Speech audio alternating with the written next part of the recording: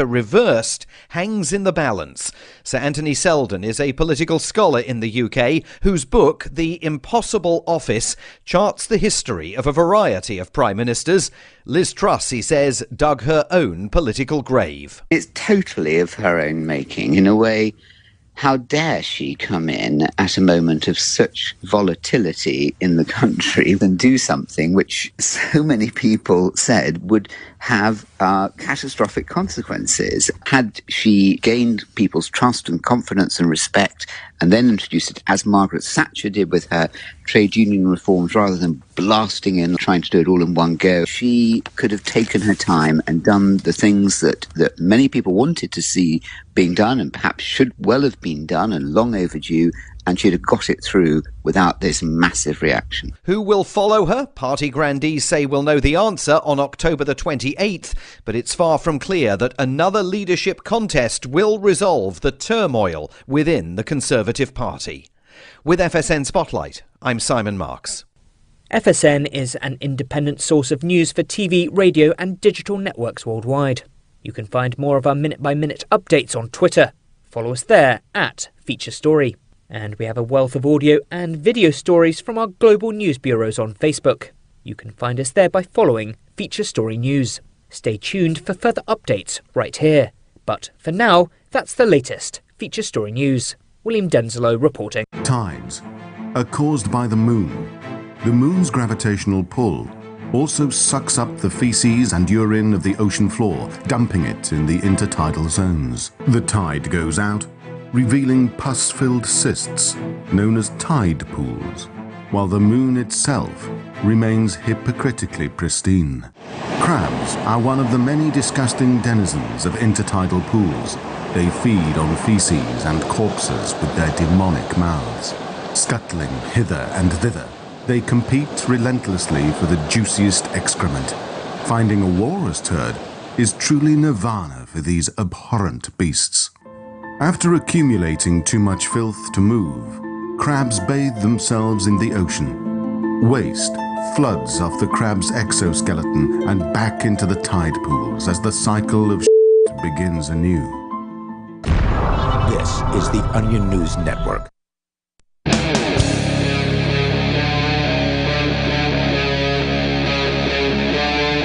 Free Talk Live.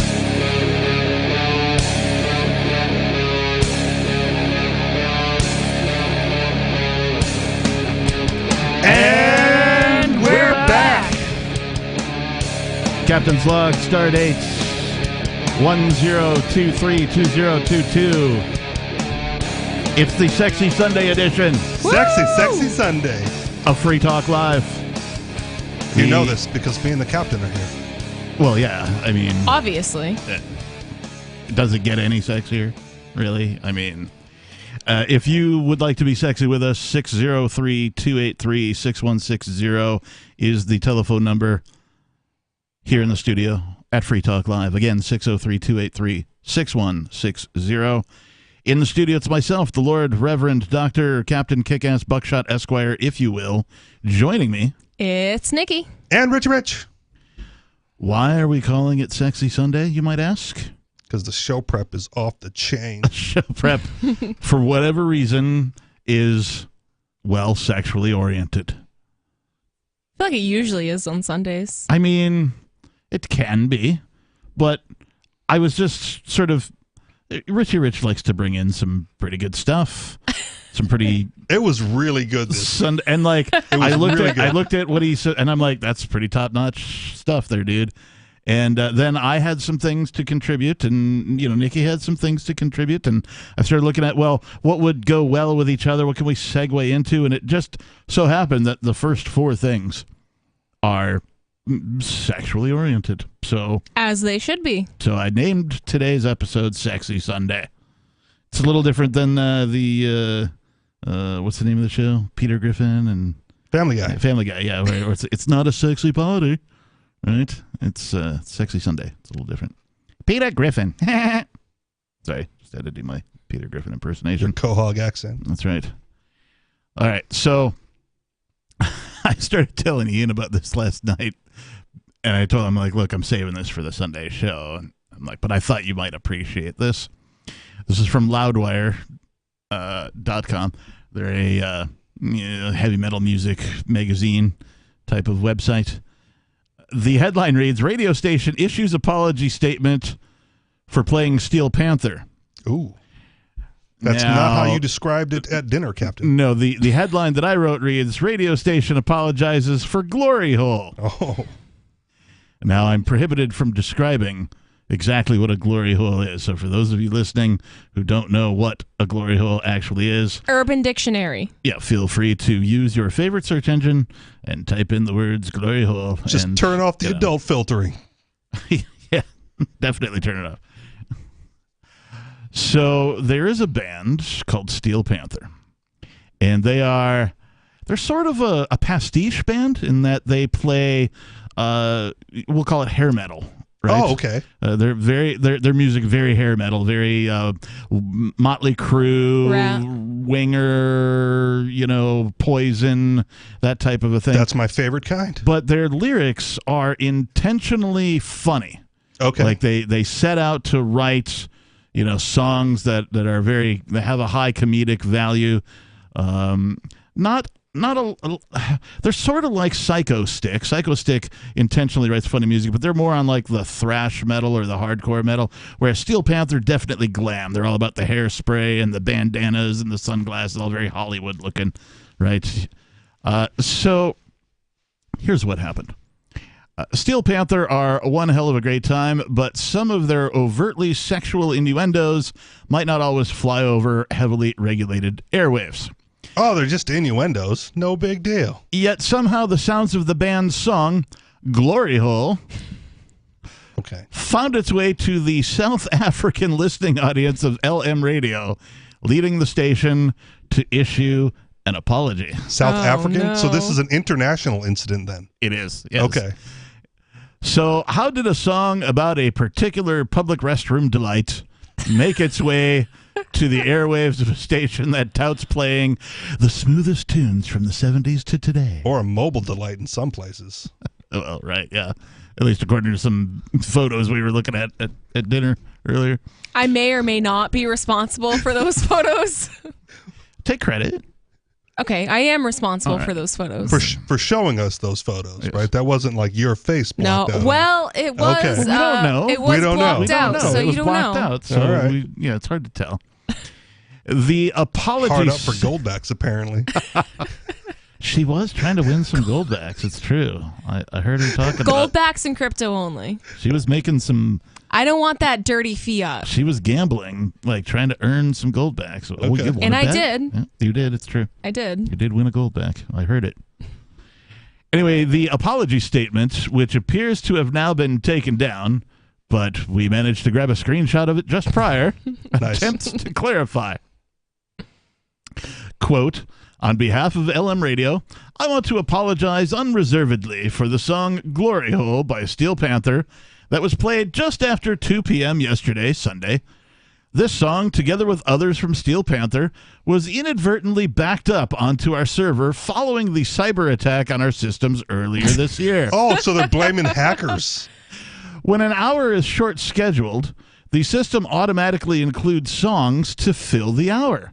Okay. Glory Hole was unfortunately the song picked by the system. It's the algorithm's fault. Yeah, that's what they're blaming it on. When in doubt, blame it on the algorithm. So basically, somebody had a copy of this song somewhere, and it made a backup on the server somewhere. The hackers tried hacking. They shut everything down. They rebooted everything, restarted everything, and then the system, which is supposed to fill dead air, was like, "Oh, let me go find a song." And the first song it found, Glory Hole by Steel Panther. All right, and it played it to their 2 p.m. audience.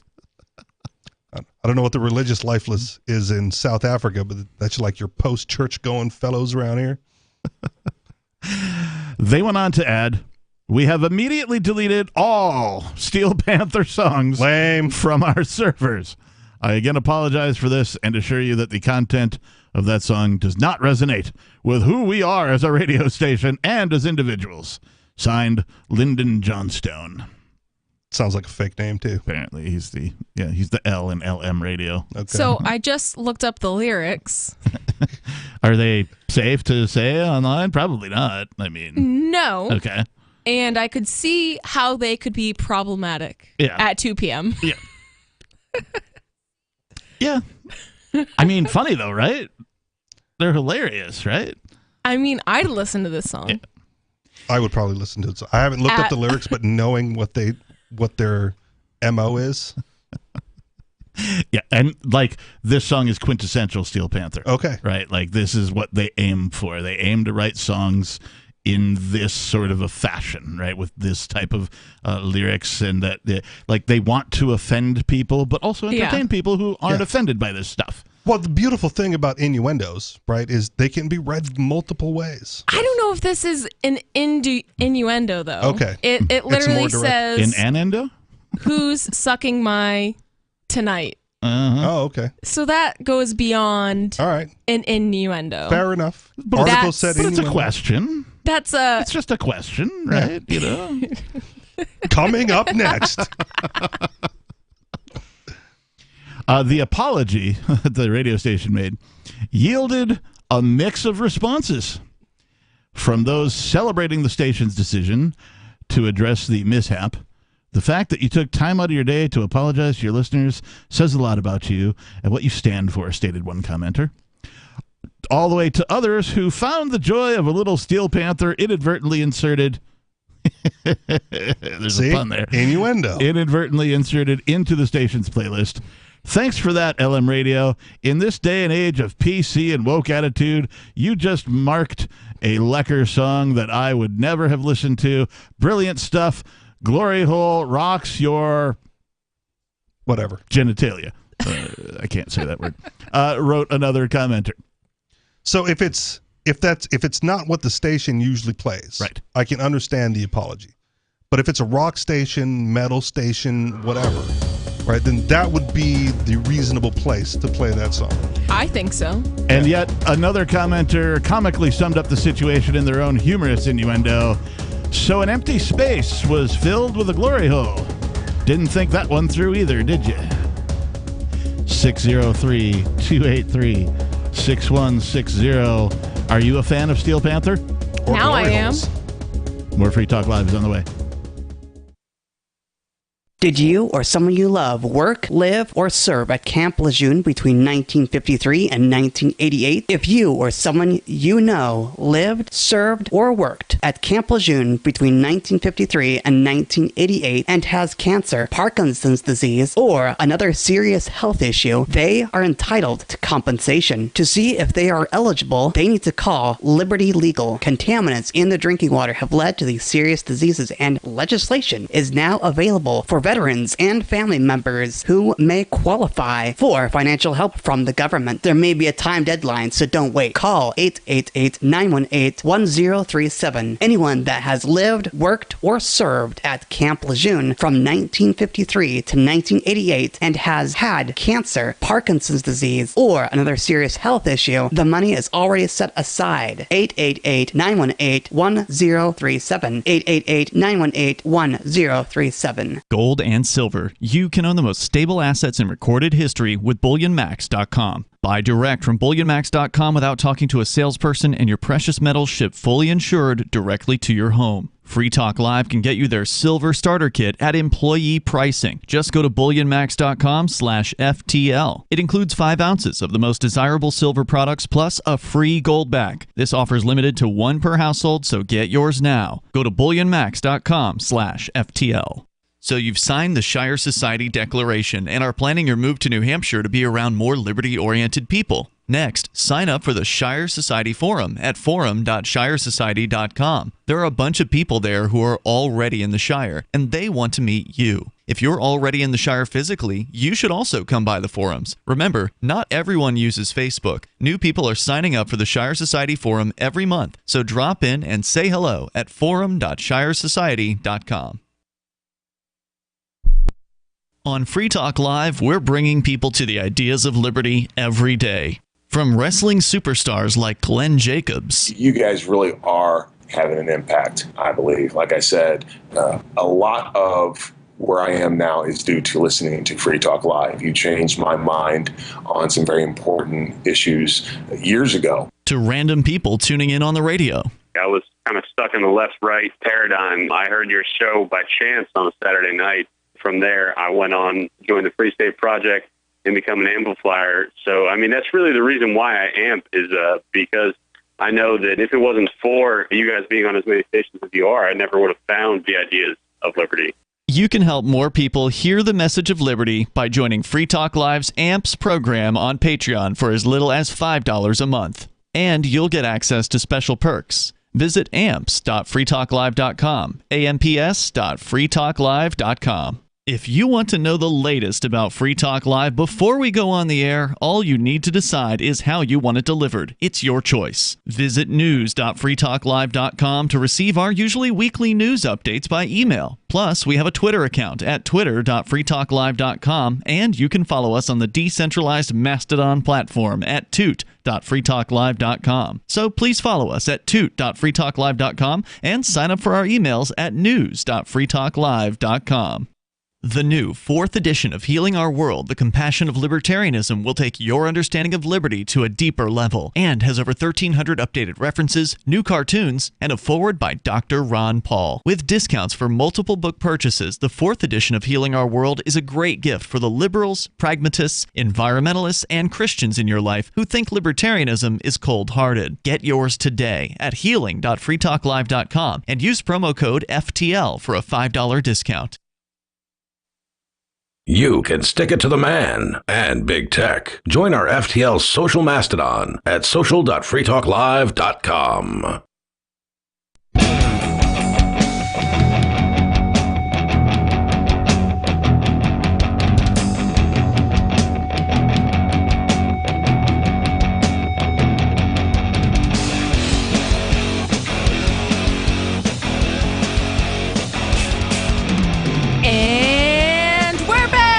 We are back, and it is Free Talk Live. Sexy Sunday edition. The telephone number in the studio is 603-283-6160. Again, 603-283-6160. We'll get to your calls and thoughts momentarily. I just wanted to point out, we were talking about this article from Loudwire where this band Steel Panther has a song called Glory Hole. And then rocking out to it on the break. Well, so two things.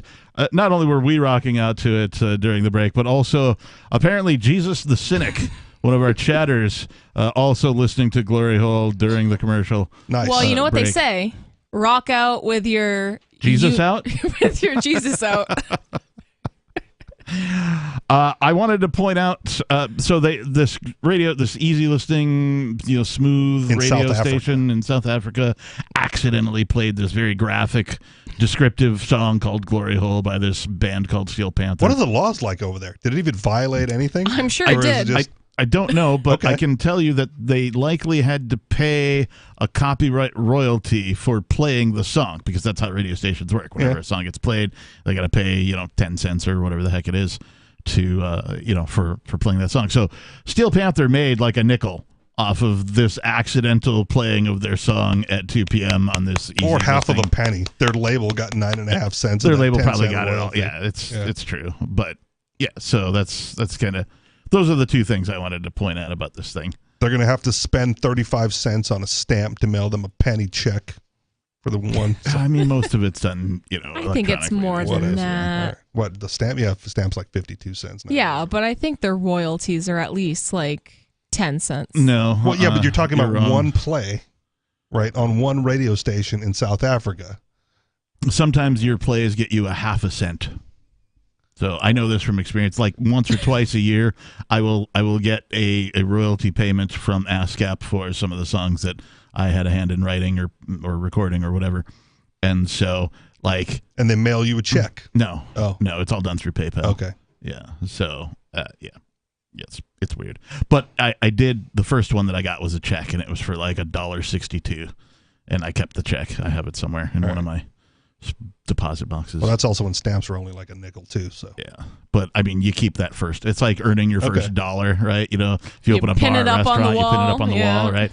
Well, it was up in our rehearsal space. I was like, look, we're professionals. We made we got a check, $1.62, I think it was. Anyway, let's go to your calls and thoughts. We have Jerome calling from South Carolina. Jerome, you're on Free Talk Live.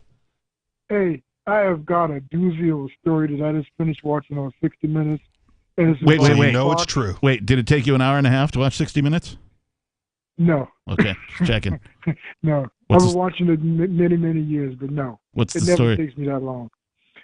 Fox is being sued for $1.6 billion, as Mike Myers would say, dollars, for pushing that voter fraud story constantly and never, ever having one shred of evidence. Who's being sued? Fox News. Oh, Fox. Okay. I'm not familiar with the story. Could you sum it up for us, please? Well, we talked about how the election was stolen from Trump. The voting machines were rigged. The company that ran the voting machines and is connected to the voting process, they were all rigged. It was all a bunch of lies. Trump won the election, and they stole the election from him. I mean, you'd have to be foolish to believe that there was no cheating in the election. Well, the fact checkers told me that wasn't true. Where's your proof? Where did you get the proof from? Where's your proof? I'm not saying that Trump won. Investigations. There were over 60 investigations into this whole border thing. None of them panned out for the Republicans. None. I mean, who's investigating? By no means do I want Trump to have won the election, but who's investigating? Not a single investigation turned up any evidence of voter fraud. None. That's false too. It's just, who do you believe, right? Because Dinesh D'Souza did the whole 2,000 Mules documentary. Dinesh D'Souza, and who's he a puppet for? I don't care. That's what I'm saying. It's who do you believe? Yeah. There's plenty of evidence. You just don't believe what you don't want to believe. No, I believe that they checked this out. If there was any evidence whatsoever with all these investigations, someone would have turned up something. They did turn up something. It's been ignored. Like that's the problem. Like what? Again, no, they didn't turn up anything. Again, watch the documentary 2,000 Mules. Right? There's a story coming out of Arizona right now of the Trump supporters. Oh yeah, right. Monitoring the voter drop boxes. That, they're sitting in their pickup truck armed with face masks. Yeah, because of the evidence that was brought up in that documentary that the ballot boxes were stuffed. Trump sellout. Hey Jerome. Yeah. This is supposed to be a conversation, not you talking over everybody. I mean, that's it. I can't let him sit there and lie like that. I'm not lying. It's in the documentary. Yes, you are. They had mathematicians track people who were dropping off voter envelopes with votes in them, and then they were circling back and picking up more. Like they were literally picking up voting envelopes and dropping them in an envelope in the drop box. Did you hear Trump on the phone talking to the people in Georgia say, "I need y'all to find me some votes"? No, I didn't. You know why I didn't hear that? Because I don't watch television. I don't watch broadcast news. You know why? Because it poisons your mind, Jerome. Even if he did, that would be evidence of voter fraud. Well, exactly. So it's like, either way, I don't care who wins because I hate pretty much every single politician that I don't know personally, which is like 4 people, right? So either way, there is voter fraud both ways. So whether a Democrat wins or whether a Republican wins, I'm sure it was rigged. Because none of this is real. You believe the voter fraud that Trump committed, and other people believe the voter fraud that Biden committed, right? And I'm saying you have to be naive to believe that there was no voter fraud. Right. Here's the capper for you, okay? Here's the capper. Wait, I'm the captain. The people that worked for Trump said he knew he lost the election, but he was pushing these lies anyway. Probably. Okay. Probably. Are you surprised? Yeah. It's also hard to believe that a Trump versus Biden election, right, where Trump gets more votes than any other president in history, and Biden gets more than that, right? Is believable in any world. Also, I have to say that Jerome, you called and you said you had a doozy of a story, and this is really quite disappointing. It's a summary of 60 minutes. Really, yeah. Just go watch 60 minutes. Isn't a doozy at all. Thanks for the call, Jerome. Not a doozy. I'm sorry. And it's just, what's comical? To say that there's no voter fraud because these people disproved it, but then to say that Trump committed voter fraud. That's what I'm saying. Come on. He believes the voter fraud he wants to believe. Exactly. And Trump supporters believe the voter fraud that they want to believe. That story might have been a doozy for some regular-ass conservative talk program that Jerome likes to listen to. Or Democrat in North Carolina. Yeah, certainly was not a doozy for Free Talk Live, the Sexy Sunday edition, of which there's more coming up. The Free State Project has reached its goal of 20,000 liberty lovers who've pledged to move to New Hampshire and get active to achieve liberty in our lifetime. Perhaps you're trying to figure out what part of New Hampshire should be your destination.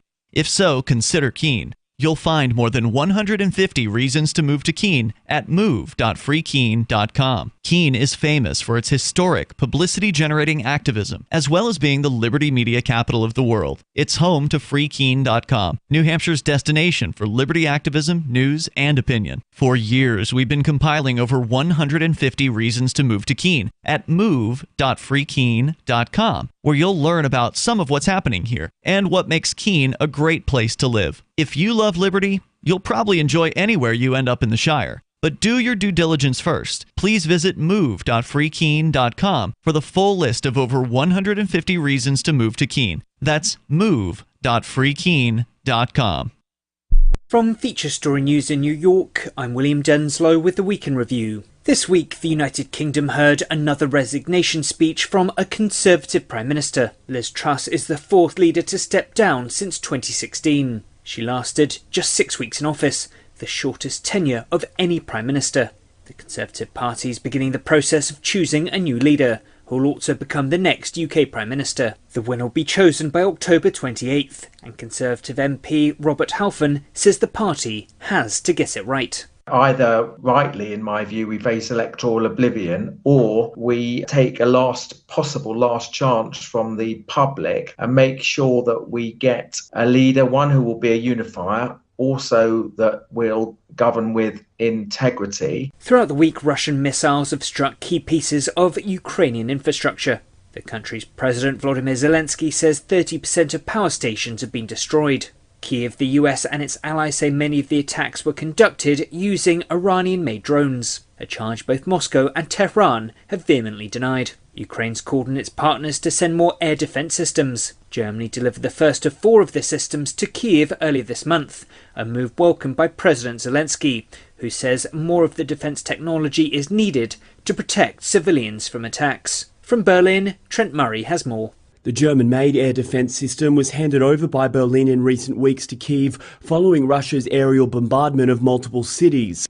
The system is designed to protect a medium-sized city and can intercept incoming rockets or missiles at a range of up to 40 kilometres. Zelensky stressed, though, that Ukraine needs more of the anti-aircraft systems in order to try and create an air shield around other civilian areas. He specifically called out France, Italy and the United States for further support.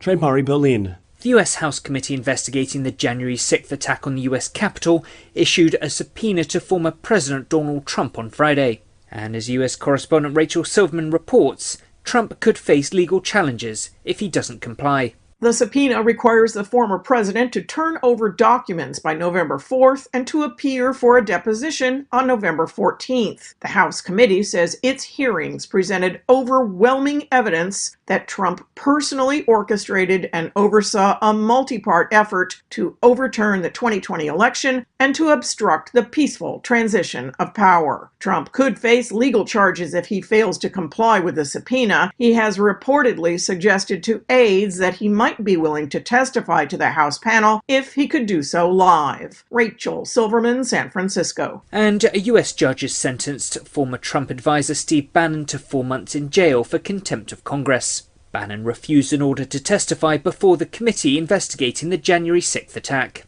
From bureaus worldwide, this is FSN. Don't miss a moment of Free Talk Live. Get our archives daily via our podcast at feeds.freetalklive.com.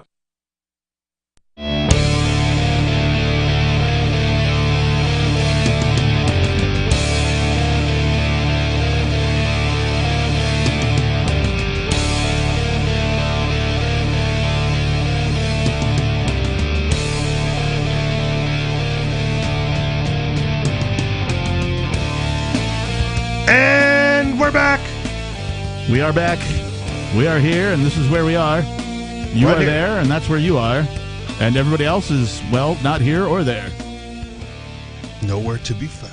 If you're there and you want to be here, you can dial 603-283-6160. Again, 603-283-6160, because this is Free Talk Live, and we are a live call-in radio program where you can talk about whatever you want. But call in with better than a doozy. Yeah, try and...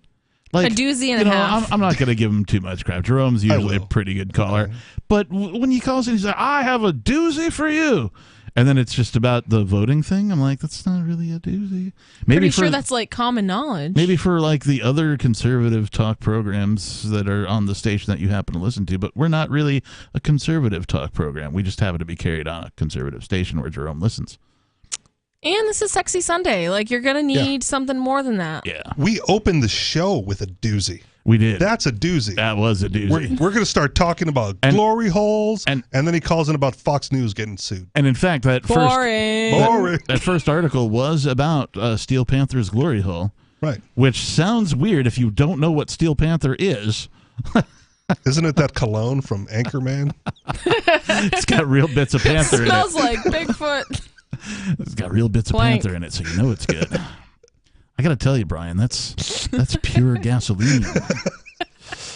So this article from Loudwire is Steel Panther is a band, and they have a song called Glory Hole. Their lyrics are very explicit, and that's their shtick. That's what they do. And some African easy listening radio station accidentally played a Steel Panther song. And South African. Yeah. And some of their listeners got offended. Right. And so the station issued an apology. The article continues to say that after one of their listeners comically summed up the situation saying, so an empty space was filled with a glory hole? News of the mishap actually made its way back to Steel Panther, the band. Nice. Who responded in a typically humorous way, commenting, quote, they say, we're sorry. We say, you're welcome. Nice. How appropriate. And where's my royalty check? Here's your penny. Right.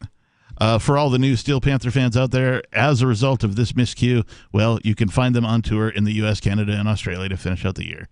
I don't know what their website is, but I'm sure if you go to your favorite search engine, you can find it. Some of the commenters were saying they were listening to Steel Panther during the commercial break.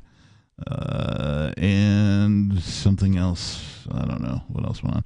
Oh, Bikers on Call says, what is the sexy part? Well, the sexy part is... It's us. Come on. Yeah, I mean, we have to tell you that? You have to ask? Are you not listening? He must be listening on the radio. He must not be tuned in. Either way, we sound sexy. It's the lewd These and mics lascivious. make us sound way sexier than we actually are. It's the upcoming lewd and lascivious articles that we're eventually going to get into. We hope. When not interrupted by doozies of stories. Or non-doozies. Yeah. What's the opposite of doozy? Floozy. Bruisey. Uzi? No, that's a submachine gun.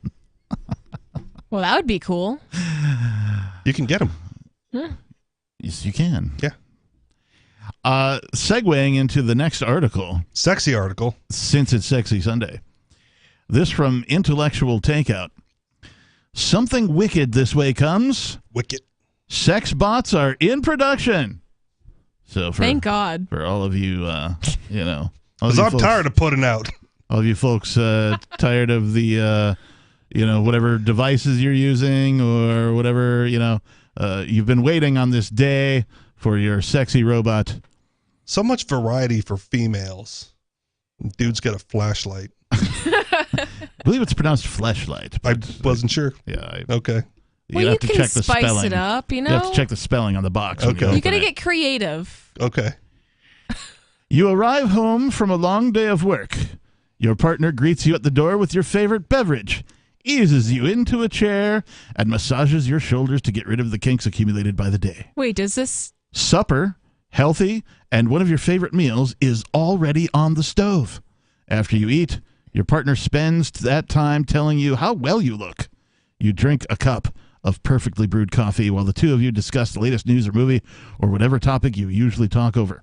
This doesn't sound real. Your partner is relaxed and interested only in you, asking questions about your day, responding to your complaints, offering no complaints in return, but only sympathy for you. Sounds like Blade Runner 2049. This compliant creature then offers physical interest in you, stroking your thigh, kissing your lips, offering favors to you without complaint or disagreement, taking your hand and drawing you to the bedroom. Ooh. You are clearly desired just as you are, warts and all. Oh. Like, sorry about your warts, pal. They could have left that part out. Whether you are overweight or a smoker, whether you are highly intelligent or dumb as dirt, whether you are wealthy or poor, whether you are black, white, brown, purple, or none of these things, none of it matters. What does matter is that your partner is a sex bot. Your partner is a robot designed to have sex with you. Apparently a lot more than that, because everything up to that also sounded wonderful. It's like a maid and a cook and it's like the Jetsons took Rosie and like amped her up a little bit. There you go. Right? Gave her some implants, right? You know, some bouncy jiggly. In some ways, this partner sounds great, doesn't it? You never have to give excuse as to where you have been or what you've been doing. You never have to justify your income or your lifestyle. You never have to engage in quarrels about how you've spent your wages or who you are seeing or even who you are in regards to the relationship. You can be a saint or a jerk. Your partner doesn't care. Am I a robot? Sold. How much? Of course, there are a few drawbacks. Oh, son of a... First on the list, you are sleeping with a machine. Wouldn't be the first time, am I right? I mean, do you have one of those, like, you know, sleep number beds? Because your bed's a machine. You're already sleeping with one. I got one of those foot massagers. Stick your feeties in there. Uh-huh. Yeah, it's wonderful. Is it? It is, yeah. All right. It's a machine. Do you sleep with it? No, but it's there in the bedroom. Okay. What defines a machine? Like a heated blanket? Technically, humans could maybe be defined as machines. Okay. Certainly biomechanical. Okay. And electrical. Yeah. Yeah. All right. Someday soon, first on the list, you're sleeping with a machine. Yes, someday soon, the skin of that machine will be warm as human flesh. The body may belong exclusively to you. It may feel real, but that thing with which you share a bed is a machine. And it is a machine programmed to have sex with you, to fornicate with you, but not to love you. Aww. It is not female. It is not male. Sounds like What it's is it? 2022. You are having sex, not making love with the machine. You can pretend all you like, but no matter how sophisticated that thing you are in bed with is, it's still just a computer programmed for sex. All right. So the definition of a machine is a physical system using power to apply forces and control movement to perform an action. It's very specific. Sounds like a human, right? Read that again. A machine is a physical system using power to apply forces and control movement to perform an action. Sounds like government.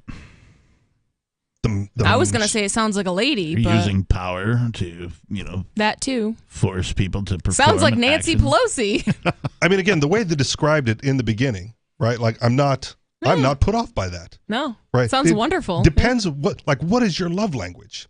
If your love language is like, make me dinner, rub my feet. And Sounds legit. Sounds legit. Like I'm sold. Feels like love to me, man. Every day can be steak and BJ day. Absolutely. Sold. How much? I'll start saving now. This machine is not a person you can compliment or offend. It's not a soul whom you can draw closer by your love or drive away by your terrible behavior. It's not even the same as owning a dog or a cat who love you for the affection you bestow. It's a piece of plastic and wires programmed to offer you sex and self-esteem. Question: does copulating with a robot make somebody more fully human? Gasoline prices are one thing, but are you paying too much for oil? I'm Holland Cook with Inflation Hacks. AARP tells members most oil change shops slap a sticker on your windshield summoning you back in 3,000 miles. Check your owner's manual. Many newer cars use a synthetic oil that needs changing far less frequently. And keep tires properly inflated. Otherwise, you lose miles per gallon, as you will if you got a lot of junk in the trunk. Why haul around unnecessary pounds? You yourself might lose a few pounds if you simply grab the first parking space you see and walk a little more. It's estimated Americans spend some 17 hours and waste hundreds of dollars each year looking for a parking space. Get some steps in. You'll spend less on health care. How are you coping? Post your inflation hacks at andyoucanquoteme.com. Should you be able to earn an honest living free from senseless government interference? The Institute for Justice thinks so. That's why we've spent years defending hard-working men and women from pointless government regulations. Nationwide, IJ has created opportunity by reducing government power.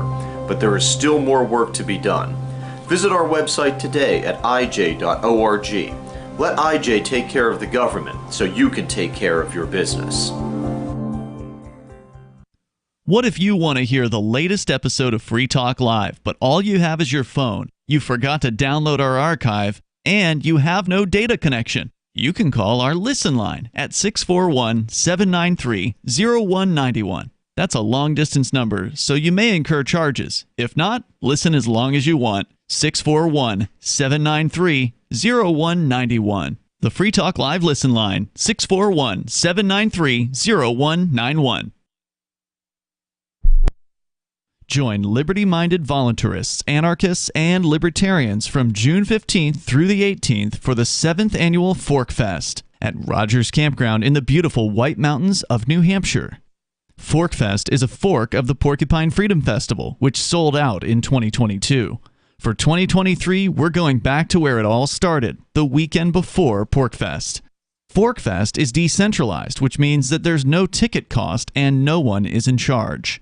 All you have to do to join the fun is reserve your camping site, RV site, or motel room with Rogers Campground for June 15th through the 18th. You can find out more at the unofficial website forkfest.party. You can also connect with other attendees on the ForkFest Telegram and Matrix chat rooms, as well as the ForkFest forum. You can find links to those at forkfest.party.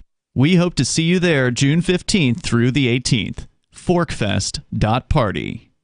Tired of cancel culture? Sick of mega tech corporations holding an axe over your head? Join the LRN.FM Matrix chat server. It's self-hosted, so no one else can tell us what to do or say. Don't like the existing channels? You can make your own. You can even connect into some of our channels from other Matrix servers. It's federated. For the full LRN.FM Matrix experience, though, you should join our server via the step-by-step instructions at chat.lrn.fm.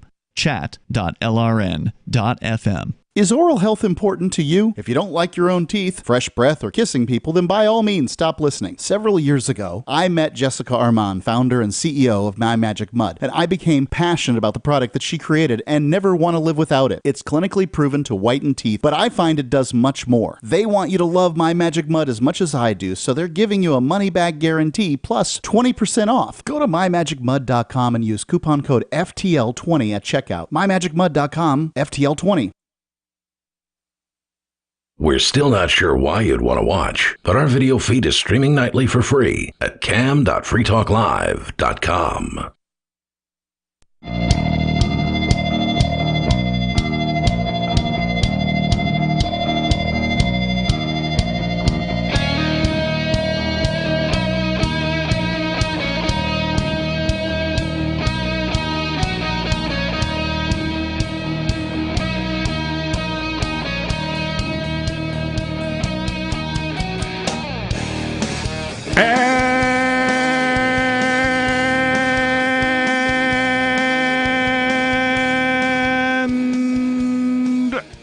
We're back. A lot of and very little we're back. Yeah. Thought I'd change it up a little bit. Back that and up. Yeah, you know. And doesn't get like, it's like it's like if. If is probably the biggest word in the English language, and it's only 2 letters. One of my biggest writing faux pas is starting sentences with and, because they make sense in my head. Oh. And? And? Yeah. Yeah. And we're back. And we're back. And we are back. This is Free Talk Live.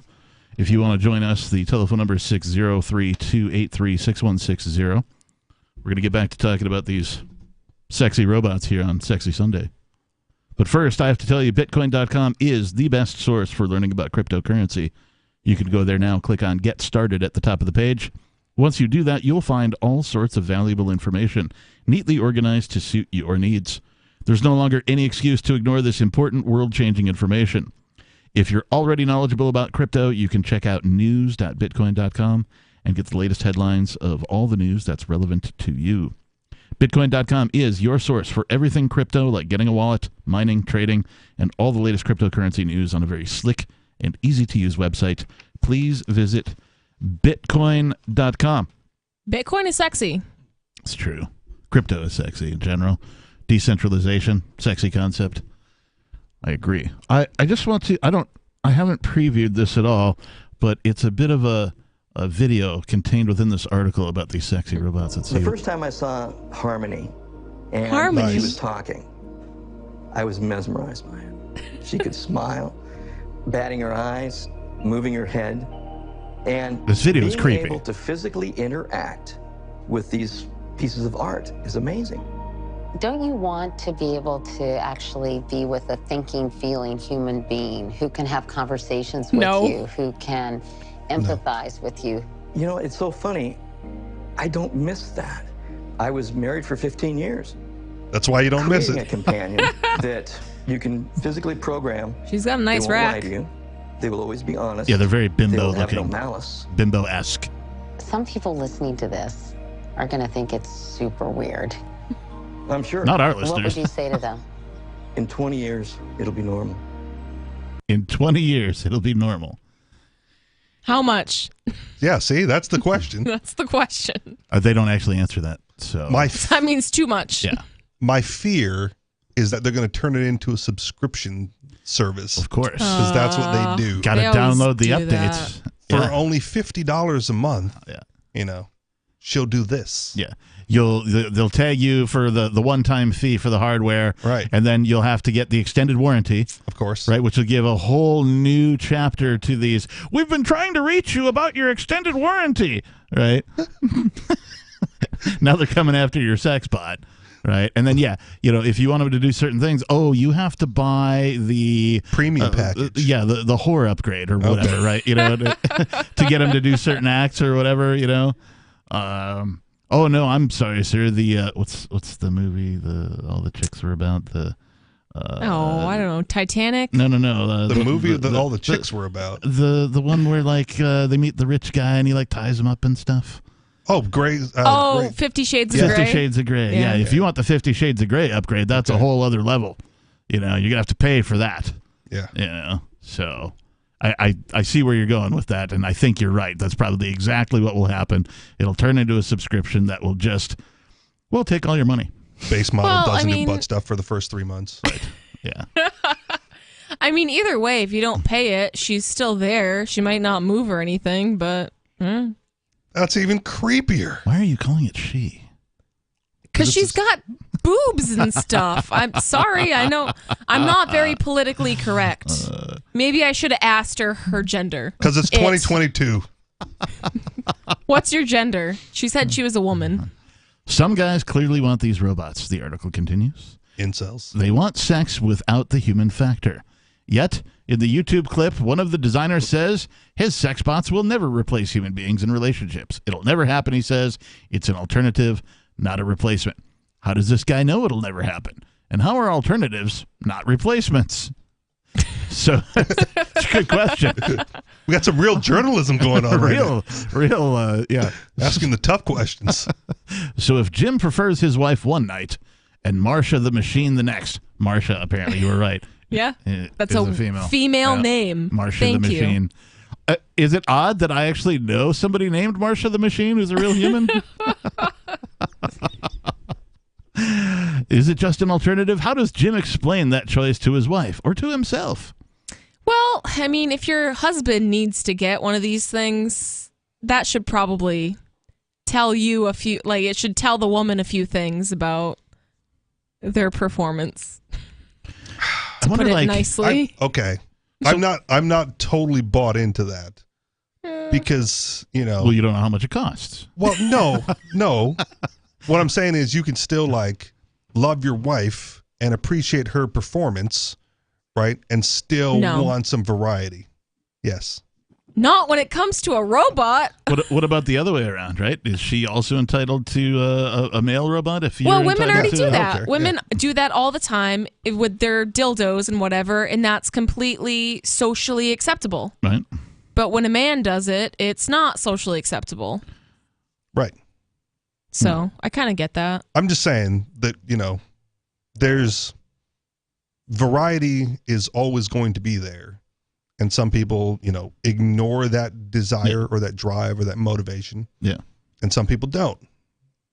Well, and there are folks who are in like, what do they call them? Open relationships and that kind of a thing. Yeah. Or Polyamory, polyamorous, right? Yeah, that kind of a thing. So there are people who, you know, take their variety seriously in their relationships and are able to cope and, you know, do all those things. So I had a friend. Yeah, we'll say that. Okay. I know a guy. I know a guy who was very adamant. Like, I really do love my wife, but what drives me, right, is the chase. And so there's always going to be a desire for another chase. Now, he didn't cheat, didn't step out of line or anything. Yeah. But it was according to him difficult to continuously be intimate with his wife because he just desired the chase, and the chase was over. So I get that. Yeah. And I think those sort of things, like within relationships, like that needs to be talked about. Understood. But where it's so taboo, and most women would get real pissed off about that. Like if your husband said that to you. Yeah. Well, it's like, you know, that needs to be a conversation. Like if my husband felt like that, you know, I'd want him to say something to me. You know, I don't want you to keep those pent up feelings inside. And I'm, it's going to be interesting at the Nikki house after the show tonight. Listen. Now that we've broached the subject. Have you been having sex with robots? Why? What did you find? What did Richie Rich tell you? It's going to have something to do with his firearms. In this same video, the video that they have in this story, in the same video, we learn that thousands of Japanese males have online relationships with fictitious females, faux lovers who are there to fulfill their sexual needs, who make them feel important, who don't offer the emotional hassles of dealing with real human beings. Oh, man. Now we got to get the Urban Dictionary of waifu. Waifu. Unmentioned, however, is the fact that Japan is facing a demographic collapse. Birth rates have fallen 37 years in a row. Yeah. When asked in the YouTube video, what if people prefer virtual partners over real partners who are less than perfect? Another designer chuckles and replies, we're going to solve the population problem that way. Oh, okay, Bill Gates. Right. If it's a naturally occurring thing, that's just how populations work. I mean, it sounds more fun than a vaccine that kills everybody. Right? Sex robots, vaccine, I mean... There is a theory already out there, right, that the rise of transgenderism is nature's way of culling the population back. It's turning the frogs gay. It's in the water.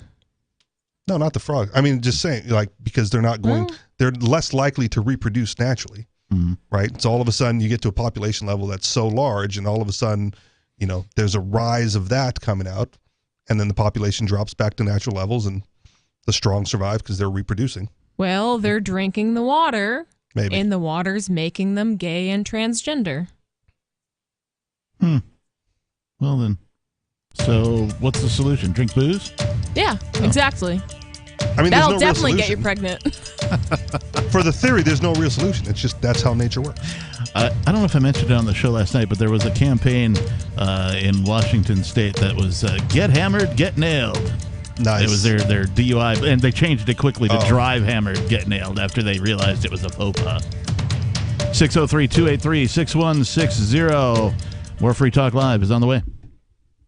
Did you or someone you love work, live, or serve at Camp Lejeune between 1953 and 1988? If you or someone you know lived, served, or worked at Camp Lejeune between 1953 and 1988 and has cancer, Parkinson's disease, or another serious health issue, they are entitled to compensation. To see if they are eligible, they need to call Liberty Legal. Contaminants in the drinking water have led to these serious diseases, and legislation is now available for veterans and family members who may qualify for financial help from the government. There may be a time deadline, so don't wait. Call 888-918-1037. Anyone that has lived, worked, or served at Camp Lejeune from 1953 to 1988 and has had cancer, Parkinson's disease, or another serious health issue, the money is already set aside. 888-918-1037. 888-918-1037.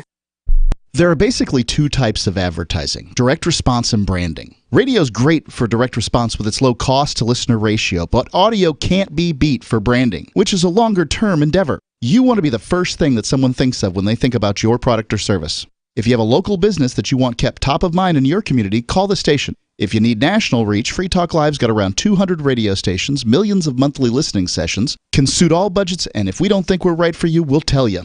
Email me, mark@freetalklive.com. If you want to know the latest about Free Talk Live before we go on the air, all you need to decide is how you want it delivered. It's your choice. Visit news.freetalklive.com to receive our usually weekly news updates by email. Plus, we have a Twitter account at twitter.freetalklive.com, and you can follow us on the decentralized Mastodon platform at toot.freetalklive.com. So please follow us at toot.freetalklive.com and sign up for our emails at news.freetalklive.com.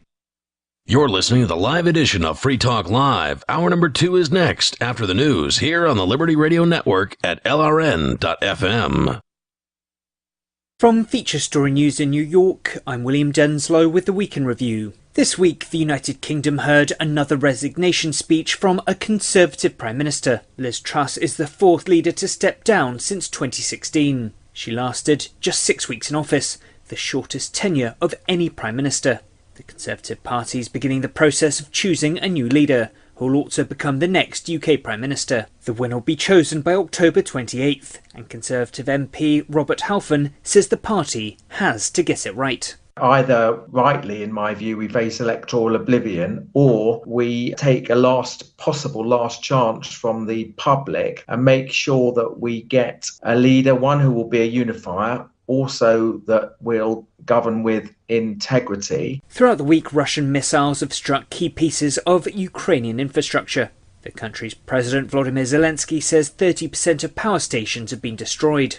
Kyiv, the US and its allies say many of the attacks were conducted using Iranian-made drones, a charge both Moscow and Tehran have vehemently denied. Ukraine's called on its partners to send more air defence systems. Germany delivered the first of 4 of the systems to Kyiv earlier this month, a move welcomed by President Zelensky, who says more of the defence technology is needed to protect civilians from attacks. From Berlin, Trent Murray has more. The German-made air defence system was handed over by Berlin in recent weeks to Kyiv following Russia's aerial bombardment of multiple cities.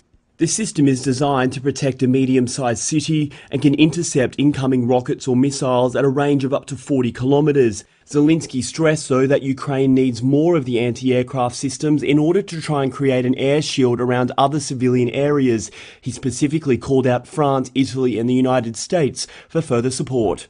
Trent Murray, Berlin. The US House Committee investigating the January 6th attack on the US Capitol issued a subpoena to former President Donald Trump on Friday. And as US correspondent Rachel Silverman reports, Trump could face legal challenges if he doesn't comply. The subpoena requires the former president to turn over documents by November 4th and to appear for a deposition on November 14th. The House committee says its hearings presented overwhelming evidence that Trump personally orchestrated and oversaw a multi-part effort to overturn the 2020 election and to obstruct the peaceful transition of power. Trump could face legal charges if he fails to comply with the subpoena. He has reportedly suggested to aides that he might might be willing to testify to the House panel if he could do so live. Rachel Silverman, San Francisco. And a US judge has sentenced former Trump advisor Steve Bannon to 4 months in jail for contempt of Congress. Bannon refused an order to testify before the committee investigating the January 6th attack. From bureaus worldwide, this is FSN. With FSN Spotlight, I'm Simon Marks. Today, the crisis in Britain's governing Conservative Party after the resignation on Thursday of Liz Truss, destined now to become the country's shortest-serving Prime Minister in history. With candidates saddling up for yet another Conservative Party leadership race, the face of economic policies unveiled by Truss and then days later reversed hangs in the balance. Sir Anthony Selden is a political scholar in the UK whose book, The Impossible Office, charts the history of a variety of prime ministers. Liz Truss, he says, dug her own political grave. It's totally of her own making. In a way, how dare she come in at a moment of such volatility in the country and do something which so many people said would have catastrophic consequences. Had she gained people's trust and confidence and respect and then introduced it, as Margaret Thatcher did with her trade union reforms, rather than blasting in, trying to do it all in one go, she could have taken her time and done the things that many people wanted to see being done and perhaps should well have been done and long overdue, and she'd have got it through without this massive reaction. Who will follow her? Party grandees say we'll know the answer on October the 28th, but it's far from clear that another leadership contest will resolve the turmoil within the Conservative Party. With FSN Spotlight, I'm Simon Marks. FSN is an independent source of news for TV, radio and digital networks worldwide. You can find more of our minute-by-minute updates on Twitter. Follow us there at Feature Story. And we have a wealth of audio and video stories from our global news bureaus on Facebook. You can find us there by following Feature Story News. Stay tuned for further updates right here. But for now, that's the latest Feature Story News. William Denzelo reporting. Saying that he was giving his co-workers at Marley Publishing just a few more days to catch on to him, local mentally unstable man Michael Redding told reporters he planned on exhibiting 1 or 2 more warning signs this week before, quote, finally doing this. I think I'll do just a couple of disconcerting things in front of people here at the office. Maybe give them a day or two to take action through the appropriate channels. But if that doesn't happen, then I'm going through with it. The fully unhinged Redding, who plans on, quote, making this thing happen sometime next week, claims that despite displaying erratic and worrisome behavior around the office for the past few months, his actions have gone completely unreported by his co-workers. I definitely talked about my frustration with life in general, and I even discussed my fascination with all sorts of violence. But that still didn't throw up any red flags. We'll see if anyone catches on. Mike? I don't know him super well, but he's nice enough.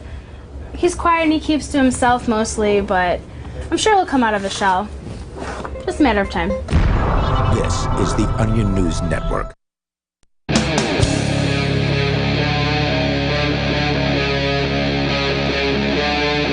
Free Talk Live.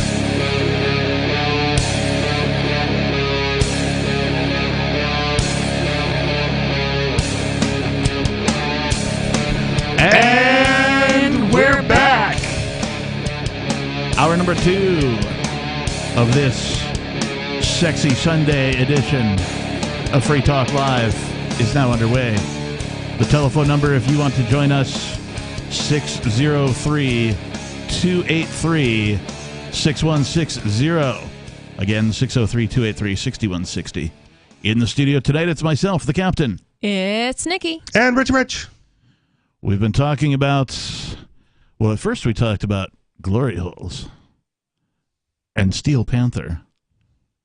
And then we talked about Something Wicked This Way Comes. Sex bots. Coming up next. Are in production. Robot glory holes. That wasn't on deck, but now that you mentioned, we could talk about that. I think it exists in China.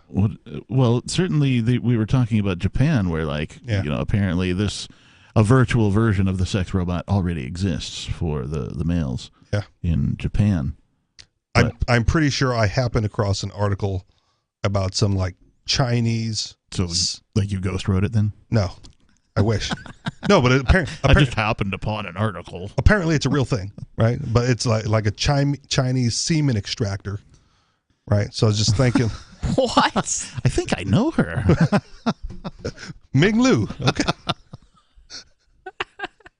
I'm just kidding. Go ahead, Richard. No, but I'm just saying, if you set this up in like a glory hole area, right, then you have a robot glory hole. That's a genius business plan. I'm going to do that. Next Pork Fest. You just put it on a trailer, right, and wheel it wherever you're going to go. You could just make money at like the random wayside on the freeway. I literally just lost my headsets laughing at that. You can't even talk. Look at you. That is the most brilliant place to set that up I've ever heard. There will be a line all the way out to the mini golf course. Wait, set it up at the mini golf course. Well, considering we're the only people that use the mini golf course. Well, okay. All right. Carry on. What were we talking about? I've never seen Richie Rich laugh that hard. That was a good one, man. He's even wiping perhaps a tear away from his eye. That's pretty good. Watch.freetalklive.com if you want to see. Occasionally that happens. Like Richie Rich cry. Oh, man. Wait, Nikki, you made Richie Rich cry? How dare you? This is like my proudest moment. You should get like a merit or something. Yeah, can we print it out really quick? Give her 1 just point. like Sarah's. Give you a certificate. Yeah, I want a Put certificate. it in a frame. I made Richie Rich cry. I'm going to call On Aria. air. She'll do it for me. Tears of joy. That was good. That may be the funniest thing I've ever heard on Free Talk Live or Sunday Night Show. That was brilliant. See? I come around every once in a while, you know? That's why you guys keep me around. You got some smats. That's the peak. Some I don't even know smats. where we go from here. Well, I do. Okay. We go right to the story about the U.S. chess prodigy Hans Niemann sues for $100 million over claims he used anal beads to cheat. Okay. What? So, hang on. Did you bring this in, Richie Rich? Yes. Of course you did. I've been following this story for like 2 months now. He didn't know where we're going to go from here, and yet, yes, he did, because he brought this freaking story in. So I don't know how much the article gets into as far as recap goes. Okay. So Do you just want to tell us? I'll catch you Richie up as Rich, far as I know. tell us a story. He's an expert. I'll catch you up as far as I know up until this point. So the chess world champion is like some Swedish dude named Magnus Carlsen. And this teenage prodigy from the United States, I think kid's like 17, 18, 19. He's a teenager. Mm-hmm. And he beat like the world grandmaster in chess in such alarming fashion that the world grandmaster in chess, Magnus Carlsen, He was like, there must be something up his ass. right. He said like, this kid must be cheating and I don't know how. I just know I can't get beat like that by natural causes. So, hang on. So he levied the accusation. Go ahead. Is it against the rules to have something up your butt while you're playing chess? Probably not to just have something up your butt, but it gets better than. Okay. So we haven't revealed the thing yet. Well, it the says linchpin. anal beads. Right. Hold on. Hold your questions till the end. Please allow the recap to continue. Okay. So Sorry. he levies this accusation at this kid, and the kid admits to cheating somewhat. He goes, well, I've cheated in like 2 online tournaments when I was like 14 or 15 years old or 12 whatever. and 16. Okay, thank you. According to the article. Okay, so it is in the article. So we might not have to read the whole article. So 12 and 16, he admits to cheating in like online tournaments that aren't ranked, aren't money tournaments, but he has never cheated in an online, official chess grandmaster match. And so the accusation comes out. He's like accused of cheating. He declines. Magnus Carlsen like refuses to play the kid ever again. He's like, he's a cheater. I know he's cheating. I can't prove it, but I'm not going to play him. And so they were lined up in some tournament, and Magnus made like one move on the board and then resigned from the tournament. Like, I'm not entering this. There are other chess experts that have weighed in and go like, yeah, the way the kid plays kind of raises some red flags, because at that level, right? There's certain ways that you move around the board, right, that are normal and understood. It's like when they've had that GoBot play, not your GoBots game, but like the algorithm that played Go, and it didn't move the pieces around like a human would. I mean, to me, like when you're playing cards, there's ways of cheating. Right. But how do you cheat when you're playing chess? So the anal beads comes into play because it's the vibration, and he was getting signals from somebody else on what moves to make. What? How? Allegedly, the coaching, because these guys have coaches, these professional chess players have a team of coaches. So if you feel 3 vibrates, do this with your pawn. They had some sort of a this is all allegedly. It's allegedly. Well, that's how I play chess. I didn't know that was cheating. Allegedly, he had some sort of remote-controlled anal beads and was communicating. His coaches were communicating with him. Allegedly using this particular sex toy. And it's because his moves were not normal based on however millennia that chess is being played at the highest level. Like it could be like if you were going to do something like this, it could be as easy as Morse code. Okay. Right? Yeah. Because in chess, it's all like, K9 to Queen E4. to Rook 5, or, whatever, whatever the designations are. So you could just have Morse code set up or some series of codes that indicate what that is. Now, how you actually would sit there and receive these codes. You just sit there and receive the codes. Like that's. You must have been gay. Do you think? Be careful of your words, because there's $100 million lawsuit on the line here. Well, I'm not getting sued. Okay. Do you think that? Let's just say this is true. Jerome's going to see us on 60 Minutes. Let's just Free Talk Live suit. He'll call and be like, I knew I'd see you guys on the news. I seen you on Fox News. Do you think that in order to pull something like that out, like this sounds like one of these conspiracies that would take way too much production time, rehearsal time to actually pull off. So, like just learn how to play chess better. Well, and that's part of it. He's a prodigy in his teens, like grandmaster level, and he actually had to go to a tournament. They had to like wand him and put him through the metal detector. Anal and beads scan aren't him metal, and check him. They can be. They don't do like cavity checks though. He volunteered to be completely inspected, like the airport and play scanner the match thing, naked. And play the match naked because they don't do cavity checks in order to prove that he wasn't doing that he wasn't cheating. And so that's it's up his bunghole. Right, and that's this. But if you ignore that, right, it sounds like a disgruntled chess master, upset because he's losing to a teenage prodigy. He certainly wouldn't be the first old guy playing the game, thinks he's pretty good, to get his ass beat by a young guy out of nowhere. Right, who doesn't play like you would expect someone to play. 603-283-6160. Have you ever cheated at a game? Give us a call. Let us know. With anal beads. More Free Talk Live is coming up. Did you or someone you love work, live, or serve at Camp Lejeune between 1953 and 1988? If you or someone you know lived, served, or worked at Camp Lejeune between 1953 and 1988 and has cancer, Parkinson's disease, or another serious health issue, they are entitled to compensation. To see if they are eligible, they need to call Liberty Legal. Contaminants in the drinking water have led to these serious diseases, and legislation is now available for veterans and family members who may qualify for financial help from the government. There may be a time deadline, so don't wait. Call 888-918-1037. Anyone that has lived, worked, or served at Camp Lejeune from 1953 to 1988 and has had cancer, Parkinson's disease, or another serious health issue, the money is already set aside. 888-918-1037. 888-918-1037. Are you tired of governments murdering people around the world? Stop using their money. There is an alternative. Bitcoin is a stateless, free market, non-political currency. Bitcoin cannot be inflated or controlled by any government. By using their money, you're helping the state. Stop doing it. You have an incredible alternative available now. Learn it, use it, spread it. Get started with Bitcoin at Bitcoin.com. That's Bitcoin.com.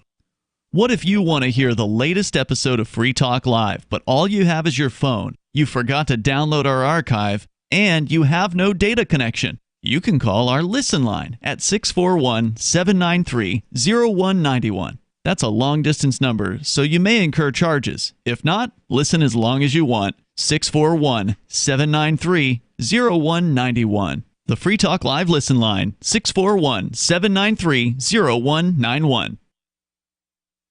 Do you prefer to listen to Free Talk Live on your schedule on demand? You can find the link to our podcast at feeds.freetalklive.com, which features the daily digest of our radio show 7 days a week. Just drop our RSS feed into your favorite podcast client or subscribe to us on the large platforms if you prefer, including Apple Podcasts, Google Podcasts, iHeartMedia, Spotify, and Stitcher. All the links are at feeds.freetalklive.com. If the daily digests aren't enough for you and you really don't want to miss a moment of Free Talk Live, you can always sign up for our AMPS Patreon at amps.freetalklive.com for just $5 a month, and you'll get the full radio show without recorded commercials. Plus, you'll help us advertise, market, promote, and support Free Talk Live. That's amps.freetalklive.com to join AMPS, or feeds.freetalklive.com to get our main podcast, or find us on the major podcast platforms.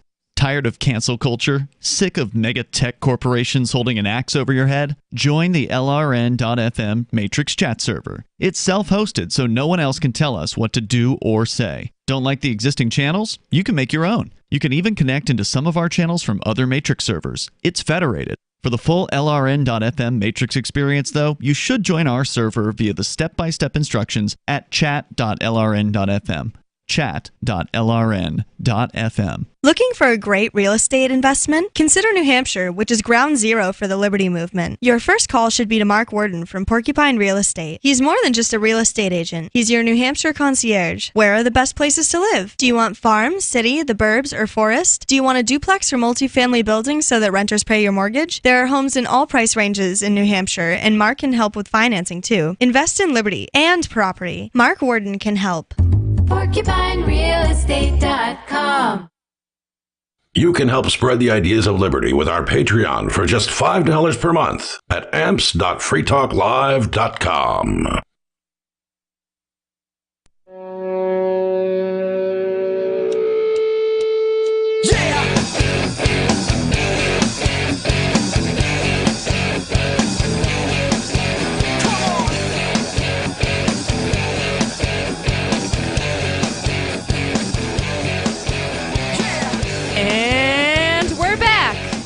Gesundheit. Chuck Norris. It's so funny that I pointed at you to do the thing and you sneezed immediately, as if I were remote controlling your sneeze. Yep. I promise there's nothing up my ass. Good to know, I guess. Yet. This is Free Talk Live. The telephone number, if you want to join us, is 603-283-6160. In the studio, it's myself, the captain. It's Nikki. And Rich. We're talking about this article that we really haven't even touched on because Richie Rich is apparently the foremost authority on all of these things. I remember the first accusation because I had it in the pile for show prep to bring in here. Yeah. And then the story just kept getting more bizarre week after week after week. You're like, I gotta save this. And finally, you brought it in for show prep. And finally, this part of it, it's a pretty amazing headline, really. U.S. chess prodigy Hans Niemann sues for $100 million over claims he used anal beads to cheat.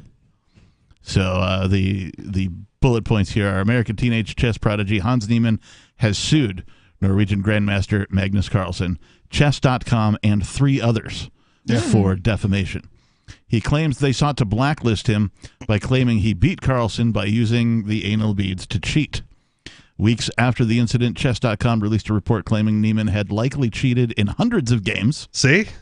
Niemann is seeking $100 million in compensatory, consequential, and punitive damages. And again, that accusation that they're levying, right, is not that they have evidence or proof that he cheated, but that the way he played doesn't, the way that he played doesn't resemble how someone would normally play, and therefore likely is cheating.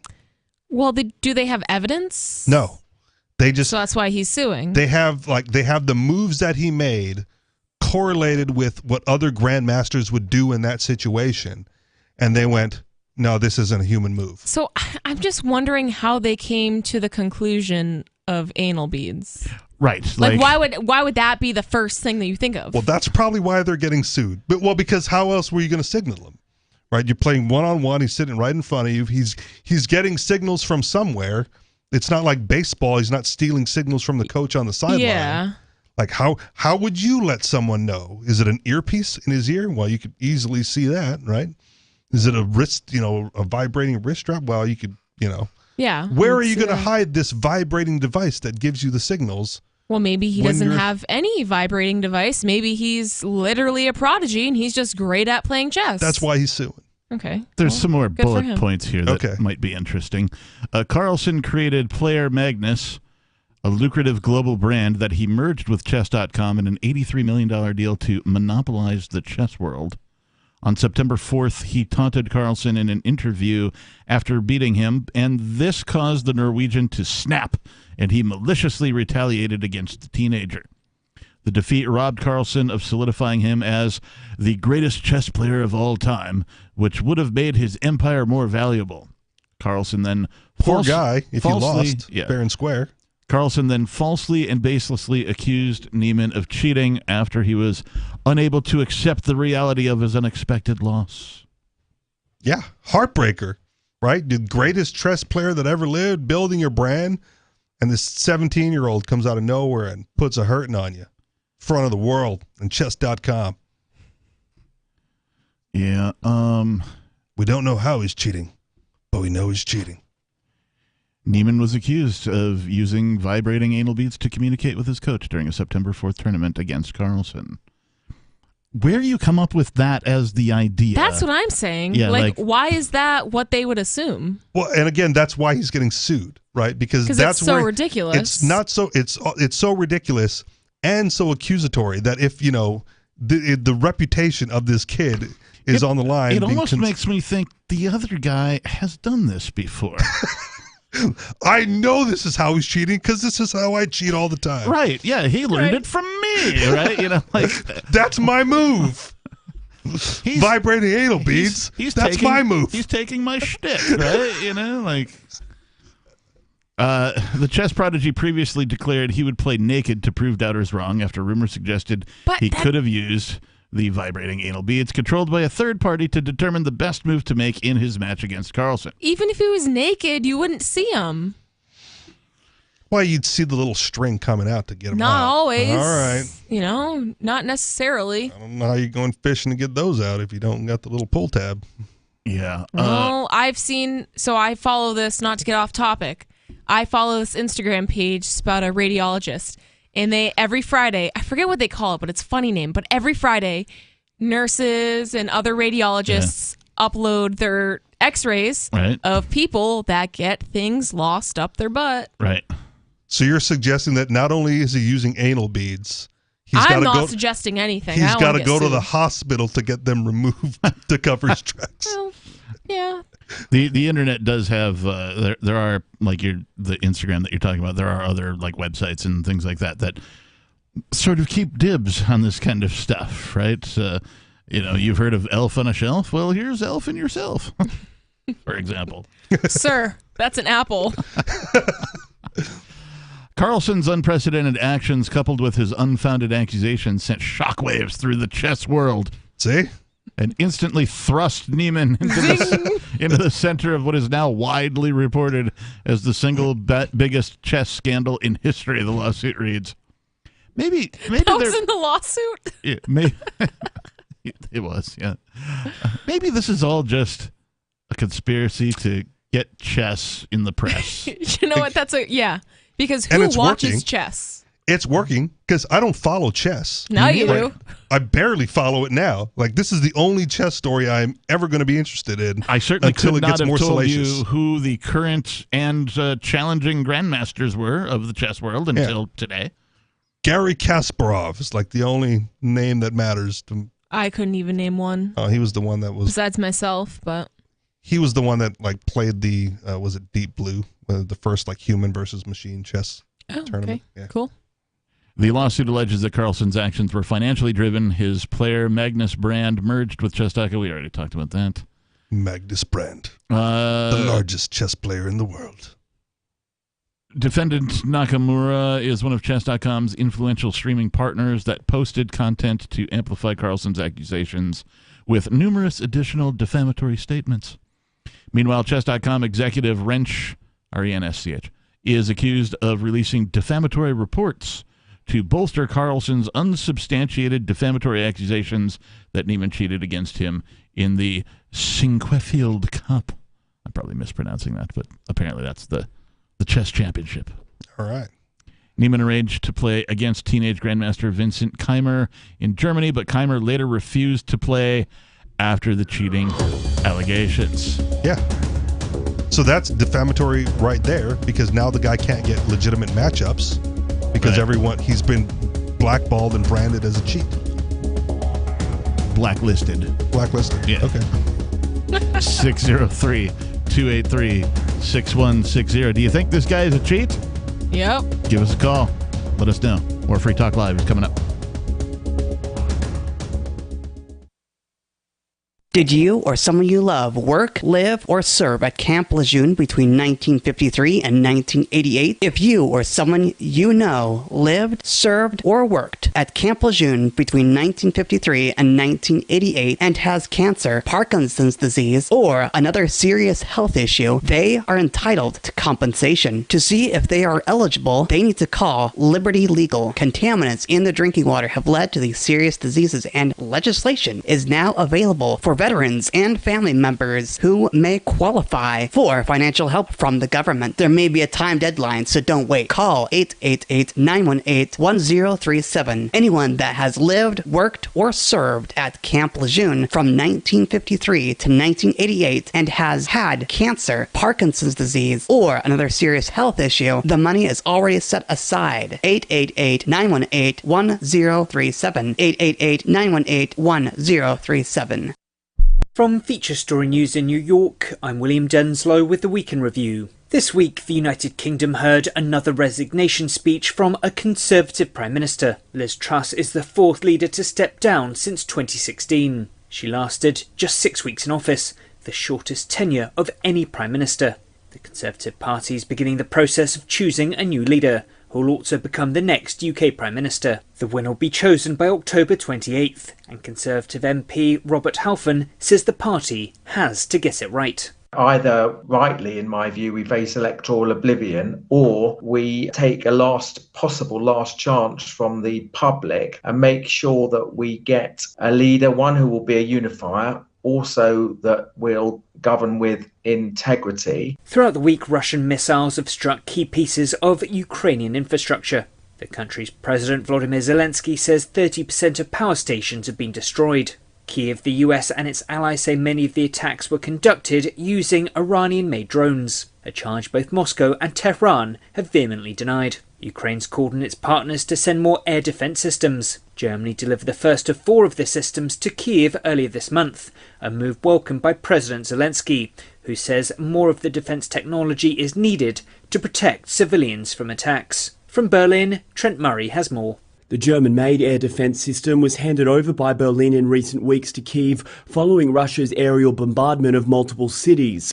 The system is designed to protect a medium-sized city and can intercept incoming rockets or missiles at a range of up to 40 kilometres. Zelensky stressed, though, that Ukraine needs more of the anti-aircraft systems in order to try and create an air shield around other civilian areas. He specifically called out France, Italy and the United States for further support. Trent Murray, Berlin. The US House Committee investigating the January 6th attack on the US Capitol issued a subpoena to former President Donald Trump on Friday. And as US correspondent Rachel Silverman reports, Trump could face legal challenges if he doesn't comply. The subpoena requires the former president to turn over documents by November 4th and to appear for a deposition on November 14th. The House committee says its hearings presented overwhelming evidence that Trump personally orchestrated and oversaw a multi-part effort to overturn the 2020 election and to obstruct the peaceful transition of power. Trump could face legal charges if he fails to comply with the subpoena. He has reportedly suggested to aides that he might be willing to testify to the House panel if he could do so live. Rachel Silverman, San Francisco. And a US judge has sentenced former Trump advisor Steve Bannon to 4 months in jail for contempt of Congress. Bannon refused an order to testify before the committee investigating the January 6th attack. From bureaus worldwide, this is FSN. Yep, we still do email. Drop your email address in the entry box at freetalklive.com, and you'll be kept in the loop with Free Talk Live.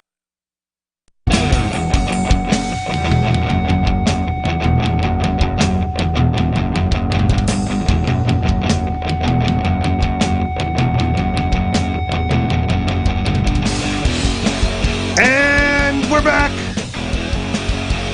Well said. Thank you. Yeah, I don't think I could have said it any better. I mean, maybe, but it takes some practice. Yeah, a lot of practice. Welcome back. Thank you for tuning in to the Sexy Sunday edition of Free Talk Live. The telephone number here in the studio is 603-283-6160 if you want to join us. In the studio, it's myself, the Reverend Captain Kickass. It's Nikki. And Richie Rich.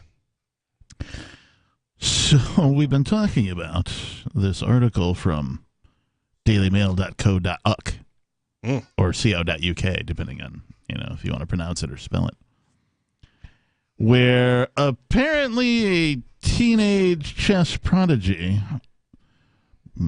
kicked ass against an older chess master. And that chess master didn't like it much, so much so that he accused him of cheating. It's ruining my brand. It's ruining his brand. I am the only grandmaster on social media. He was about to achieve the greatest chess player that has ever lived, apparently. The Grand Wizard of Chess Mastery. And so what exactly did he, or how did this guy cheat, according to this grandmaster? Using remote control anal beads. How else would you cheat? Article. So there's more to the article, and we can talk more about that. But first, let's go to Sarah in New Mexico. Sarah, you're on Free Talk Live. Perfect segue. Oh, yes. I've been hearing that supposedly, green coffee bean extract. What? And then green tea extract. Okay. And capsaicin, supposedly it burns the calories. Wait, what's capsaicin? The pepper spice. Oh, okay. Okay, and therefore, it's supposed to help with diabetes. Are you selling this? No, Whatever happened to her multi-level marketing job? Well, but she's still doing it, yeah. Okay, so we got a nurse. Okay, you're RN. So have you heard anything about this? Yeah. I've heard of green tea and, its effects, but I've not heard of green coffee bean extract. So she might be confused. I don't know what a green coffee bean is. It's just unroasted coffee beans. Okay. I mean, it could. I have heard of green tea. I know some people use that for like a metabolism booster, and I know there's this. And it'll do things to you. Yeah. Well, and I know there's this drink too where it's like lemon juice, cayenne pepper, and I don't know, some other things, but it's a metabolism booster. Yeah. I added green tea supplements to my diet when I was making a bigger effort to lose weight. But supposedly my company has this. Well, I told you. One product that is supposed to boost your metabolism, like you're saying, capsaicin and the green coffee bean. So therefore, somehow it helps with diabetes. I really can't. I'm trying to find the link between that. I mean, if your metabolism's boosted, right, you're going to be burning up all those sugars and fats. Yeah. Right. And that will. Go ahead. So with type 2 diabetes, a lot of what you want to do is diet-based. So you want to cut out sugars, cut out carbs, go on kind of like a keto diet. Yep. And then you want to exercise more. And those are some of the things that can help lower your blood sugars. So it's not surprising to me that some things that can boost your metabolism can also lower your blood sugars. Oh yeah, that now that it really makes sense. Since you have put all the pieces together like the jigsaw puzzle, you're right. Exercise burns up the sugar in your blood, the excess sugar, and you want to do the low carb, like you say, the sugar intake, like lower pasta. I mean, you still want to have sugar, but don't over inundate with sugar because your body does not produce enough insulin. You're insulin deficient to allow sugar into the cells. Right, and So therefore, the thing about the if you carbs, have- though, is that your body turns that into sugar. So if you Yeah. eat sugar, you've got a bunch of sugar. And then if you eat carbs on top of that, your body just turns that into sugar. You've got sugar for later. Right. Well, and normally that's fine, but if your pancreas is not functioning at an optimal level, then your body can't process those carbs and those sugar. And your liver, too. Yeah, your liver too. And I just did a quick Google search on this, Like all and good apparently there is evidence that natural substances in green coffee beans can help control blood sugar levels. So, Oh yeah. So how do I know if I'm drinking coffee that it came from a green coffee bean it or probably a brown doesn't. coffee bean? So most coffee that you're drinking is just going to be Roasted. roasted coffee beans. So what is the green coffee bean? It's just raw. Unroasted, yeah. Okay. So, I only know this because a friend of mine purchased a home coffee roaster because he wanted to roast his own beans because he liked it somewhere between the dark roast and the medium roast, right? Just to, and he was like, I think I can achieve this on my own. He was kind of a nerd. And so he bought this thing, and so I went over to see it. I think he's talking about this, home roaster. I'm like, I got to check this out. I like coffee. I'm a fan. And so I saw his bag of pre-roasted coffee, and it's just green. It looks like peas, just like oversized peas. So, and then you put them in the roasting machine. You program it to whatever the depth of roast or time that you want it to roast for, whatever color you're going for. And it's kind of like I don't know, it kind of works like a popcorn machine, right? You put the green coffee beans in one side, and the roasted coffee beans come out the other side, and then you got to let them sit for a while before you And can since actually this grind is the them up. Sunday show, I'd be remiss if I didn't mention the white coffee beans. Well, I never knew that. But anyways, so for the diabetics out there, it doesn't matter what company you get it from, but so here's the green coffee bean extract, green tea extract, and the capsaicin. I'm sorry, did you say a lot of the Diet Pizza Fair? capsaicin is from chilies, and if you like a lot of hot, spicy food, yeah, it has been proven that you live healthier and longer because of that capsaicin. In foreign Because it countries, also they don't helps have bell boost the- peppers; they have capsicum, and that's how they order it. It has to be spicy. It's the spiciness and the red pepper. Ooh, does that green mean if pepper, that little? Does that mean if I grew my Right. own capsicum peppers, I could call them capsicum kick-ass? You could. You could, That's technically. branding right there.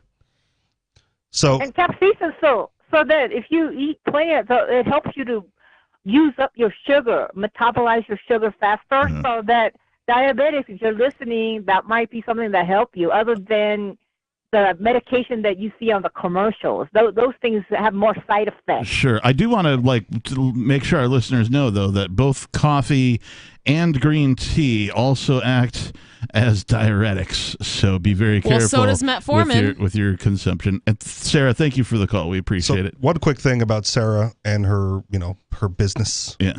I've labeled this like Richie Rich's BCEs of MLM. So there's nothing necessarily wrong with the products that you'll get from an MLM. What's a BCE? Better, cheaper elsewhere. Oh, okay. So whatever you're selling, if I can find it better, cheaper elsewhere, there's no reason I need to buy it from you or join your company. But you're supporting somebody and their small business. Yeah, and if I can find a small business selling it better, cheaper elsewhere, You mean Amazon? sure. eBay, whatever. It doesn't matter. There's it's an just app for like that.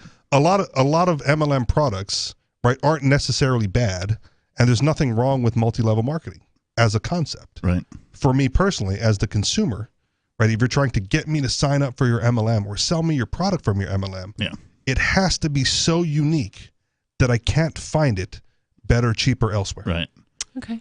And Richie and I have been doing the show for some time. We've had some discussions outside of being here in the studio as well. He's a pretty savvy consumer, As far he has some good philosophies about purchasing and why he does what he does, and he's got reasons behind all of them. So I like his advice. Is all I'm saying. But when it comes to multi-level marketing, I'm staying away. Staying away. Yeah. If any of y'all are like, hey, I'm starting, what you bought? Nope. I have friends who are very successful in it. Yeah. I have joined one, I think unsuccessfully. Yeah.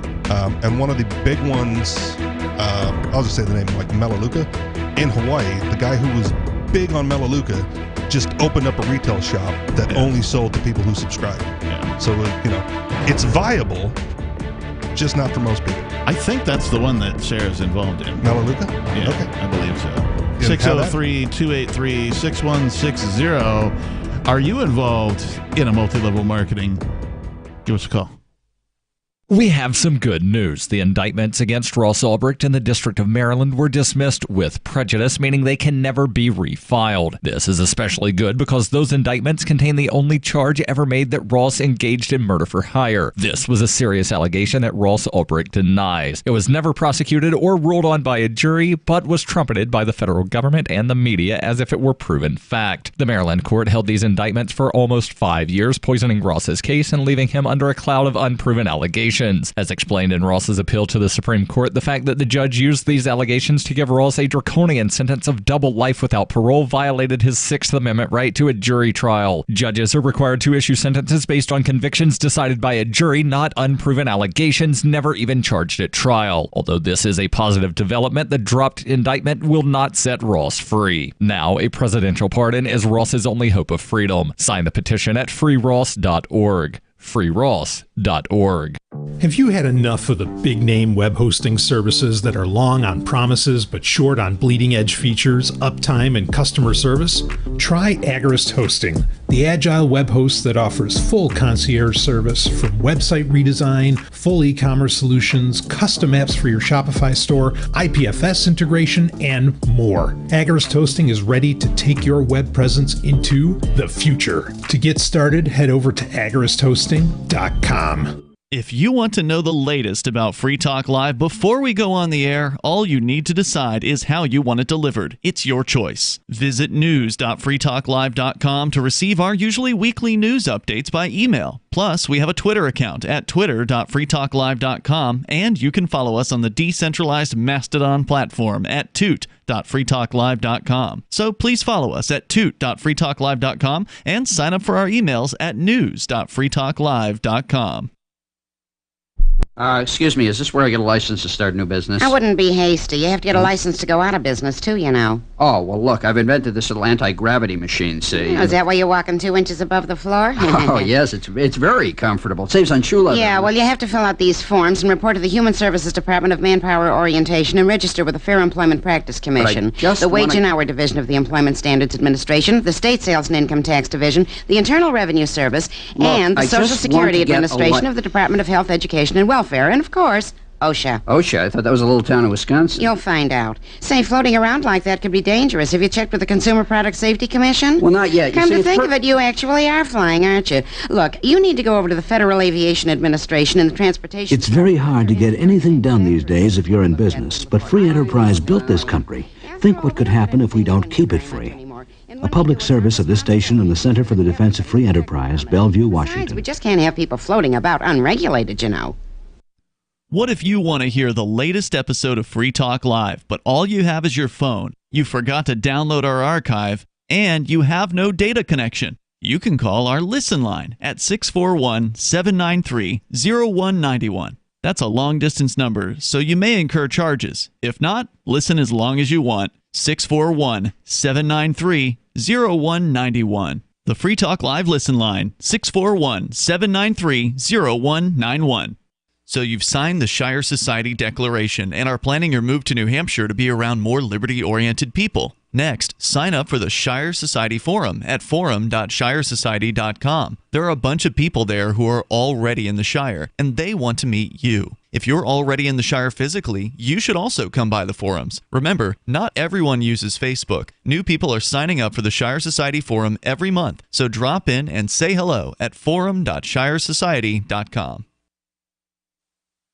Got Telegram? You can follow our channel there and discuss show prep with other listeners at telegram.freetalklive.com.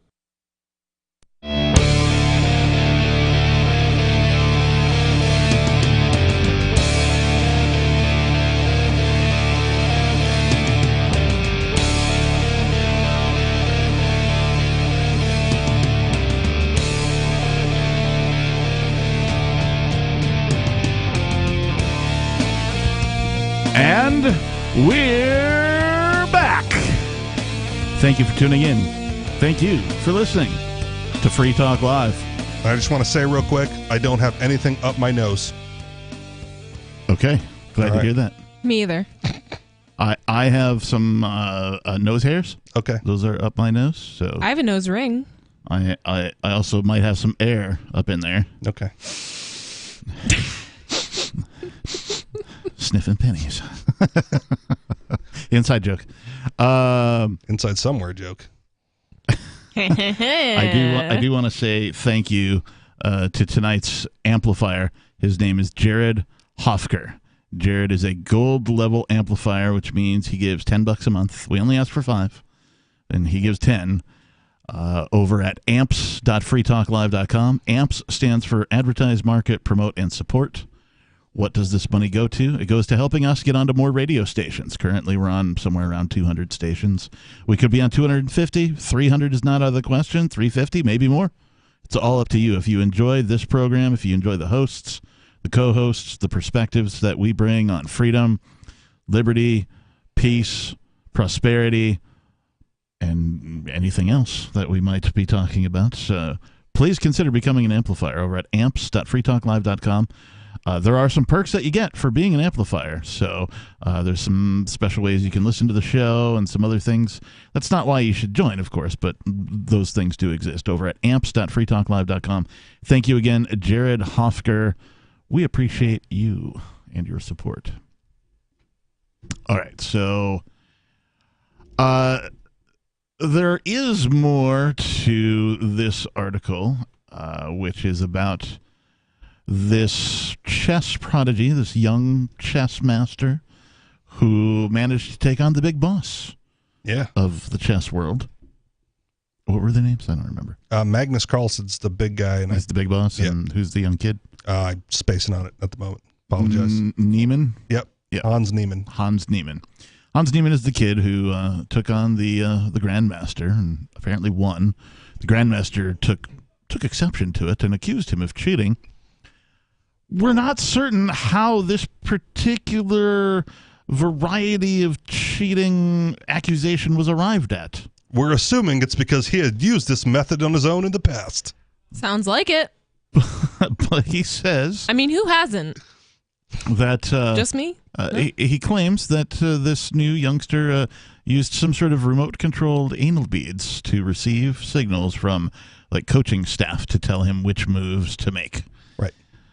In the chess tournament, which he won. After the anal bead cheating accusations, a 72-page report. I told you, big deal in the chess world. To read this. By chess.com accused the self-taught chess prodigy of cheating more than 100 times. On October 5th of 2022, Niemann was scheduled to begin competing at the U.S. Chess Championship Tournament, which, due to defendants' repeated defamatory accusations and blacklisting, is quite possibly one of the last competitive chess tournaments in which Niemann will ever be allowed to play. Oh, that's sad. Niemann desperately hoped to be able to compete in the tournament, deliver an impressive performance, and lessen the blow of at least some of the defendants' defamatory accusations. Yet, once again, defendants had different plans. The lengthy report showed that the prodigy privately confessed to Chess.com that he had cheated on numerous occasions, while it also revealed that he was banned from the site, though this was never made public. The report states that Niemann confessed to his cheating to Chess.com COO Danny Wrench during a Zoom call, and afterwards in writing during a Slack chat. And that was only the 2 times when he was 12 and 16. Age 12 and age 16, right. Many of the tournaments Chess.com said Niemann cheated in include cash prizes, the report said, including prize events, Speed Chess Championship qualifiers, and the Pro Chess League. As a result of the accusations, tournaments including the Tata Steel Chess Tournament, that's an odd name, have ceased contact with Niemann. Meanwhile, Carlsen's refusal to participate in tournaments where Niemann is present also bans the 19-year-old from the vast majority of them. Imagine having so much clout in some sort of gaming world where just your mere presence and your refusal to participate with a particular individual got you blacklisted. Well, and that, again, that's part of it, right? Because he's got so much clout and his refusal to play because he lost to the kid. Right. Like, imagine banning your greatest competitor from all your future competitions. Right. Of course you're going to be. Yeah. But at the same time, you know, as a strategy for Hans Niemann, right, he could also just claim to be the best, right, because no one will challenge him to dethrone him. Right? Like, oh, Magnus only thinks he's the best because he refuses to play me again. I don't mean to make puns, but it sounds to me like Magnus is butthurt. Niemann would participate in about 15 major chess tournaments per year and earn between $5,000 and $15,000 in appearance fees and between $5,000 and $100,000 in cash prizes, according to the lawsuit. It's quite a career. Now that Niemann has been barred from participating in most tournaments, the lawsuit claimed the 19-year-old's career is destroyed by the Carlsen's lies. Niemann sent the elite world of competitive chess into a tailspin when he defeated Carlsen in the prestigious Sinquefield Cup in St. Louis, Missouri last month. Carlsen is generally acknowledged to be the greatest player in the game's history and has been enjoying an unbeaten 53-game streak until he sat down opposite Niemann on September 4th. The upset was so unexpected that rumors of cheating began to swirl almost immediately, and lurid allegations that Niemann owed his victory to the use of vibrating anal beads that telegraphed winning moves in Morse code. I didn't actually read this part. I was only guessing earlier when I mentioned Morse code. Well, I mean, how else would you communicate Quickly like that? Took hold. In a later match, Carlsen resigned after just one move, in which has been interpreted as his belief that Niemann's play is not on the same level. There was a similar story levied in like the poker world within a similar time frame. Yeah. Because some new chick joined, like, you know, the major tables, came out of nowhere. No one really heard of her, whatever. And there was another like star sitting at the table, and she called his bluff and won and happened to win the hand on, like, you know, the river. Right. You know, like, you could not have won this until you got lucky at the end. Why did you play this way? And so they accused her of cheating in a similar fashion, having something wedged somewhere you're not supposed to and getting signals about, you know, someone from behind looking at his cards, knowing what he has. And then in her case, you know, to avoid the sort of brouhaha, offered to return the money. And that's like admitting guilt. That's what the guy said. He's like, well, I'm taking that as an admission without an admission if you're willing to return the money. Yeah, because if I won that money fair and square, I'd be like, no. Yeah. Did not do that. Yeah. And this is my money. But you're also a newbie to his world, you know. Yeah. Fair enough. Fair play. Yeah. I mean, this is the most drama I've ever heard about, like, the chess world. Right. You know, it's bringing it to light. I'm like, Are they going to start doing cavity checks now? Like, all right, spread them. New chess cavity checks. Wait, is this a dentist or a chess game? I'm confused. If the accusations continue to be levied right across the board, or this problem becomes worse, they're going to have to find some way to address it. So, okay, let's assume that this method of cheating works in the chess world, and is effective. How does one actually cheat in chess? Oh, again, the theory behind this one is he's getting Morse code signals by someone, from coaches or someone, right? Yeah, who are running Magnus's move against a computer algorithm. Okay, and that's part of that 72-page document from chess.com, where the moves that Hans Niemann was making through his past tournament appearances don't appear to be in alignment with what other grandmasters and chess players would do in similar situations. So they're saying we have all this data of how people react in a given situation on the chessboard, and he's diverting from that. Like his play is divergent to the norm. But I mean, isn't that okay? Now let's just say the guy wasn't cheating. Wouldn't that be how you win? by not playing like everybody else always plays in certain situations? Well, isn't that what being a prodigy is, right? Like you do things differently and better than everyone else. Which is why they have no proof of his cheating aside from the 2 admissions at age 12 and 16. And that doesn't even count because that's a completely different circumstances. Like, oh, I cheated when I was playing Monopoly when I was 6, but that doesn't mean I'm going to cheat at playing chess, Right. you know Especially what I mean? in like a tournament or whatever. Yeah, so it's ridiculous. his moves resemble that of an algorithm. So they're assuming that someone's running his opponent's play against the algorithm and feeding him what the algorithm says to do. Coming up on tonight's Sexy Sunday edition, what was this guy doing with an Elmo doll? And what is New Zealand doing with cow farts? More coming up. Do you feel like your nation, state, or community no longer holds your values? Have you dreamt of a place where people agree that liberty is important and are free to pursue their projects so long as they respect the property of others? There are many people just like you that are discovering freeprivatecities.com. Their social media links are at the upper right of the page at freeprivatecities.com. All skill levels will be needed when the first of the Free Private Cities opens. It's sooner than you think. Stop arguing and build. freeprivatecities.com. The new 4th edition of Healing Our World, The Compassion of Libertarianism will take your understanding of liberty to a deeper level and has over 1,300 updated references, new cartoons, and a foreword by Dr. Ron Paul. With discounts for multiple book purchases, the 4th edition of Healing Our World is a great gift for the liberals, pragmatists, environmentalists, and Christians in your life who think libertarianism is cold-hearted. Get yours today at healing.freetalklive.com and use promo code FTL for a $5 discount. My name is Jacob Hornberger. I'm president of the Future of Freedom Foundation, which Congressman Ron Paul awarded for having an outstanding freedom website. Write us at fff@fff.org,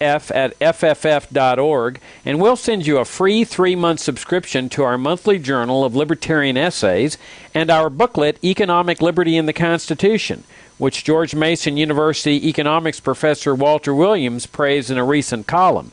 That's fff@fff.org. Tired of cancel culture? Sick of mega tech corporations holding an axe over your head? Join the LRN.FM Matrix chat server. It's self-hosted, so no one else can tell us what to do or say. Don't like the existing channels? You can make your own. You can even connect into some of our channels from other Matrix servers. It's federated. For the full LRN.FM Matrix experience, though, you should join our server via the step-by-step instructions at chat.lrn.fm. chat.lrn.fm. You're listening to the live edition of Free Talk Live. Hour number 3 is next after the news here on the Liberty Radio Network at LRN.FM. From Feature Story News in New York, I'm William Denslow with the Weekend Review. This week, the United Kingdom heard another resignation speech from a Conservative Prime Minister. Liz Truss is the 4th leader to step down since 2016. She lasted just 6 weeks in office, the shortest tenure of any Prime Minister.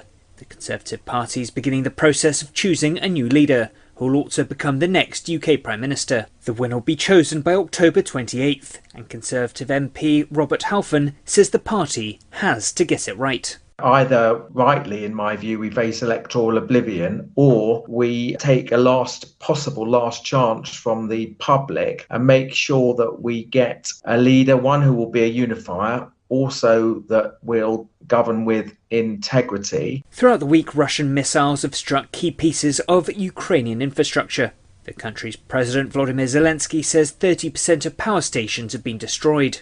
Kyiv, the US and its allies say many of the attacks were conducted using Iranian-made drones, a charge both Moscow and Tehran have vehemently denied. Ukraine's called on its partners to send more air defence systems. Germany delivered the first of 4 of the systems to Kyiv earlier this month, a move welcomed by President Zelensky, who says more of the defence technology is needed to protect civilians from attacks. From Berlin, Trent Murray has more.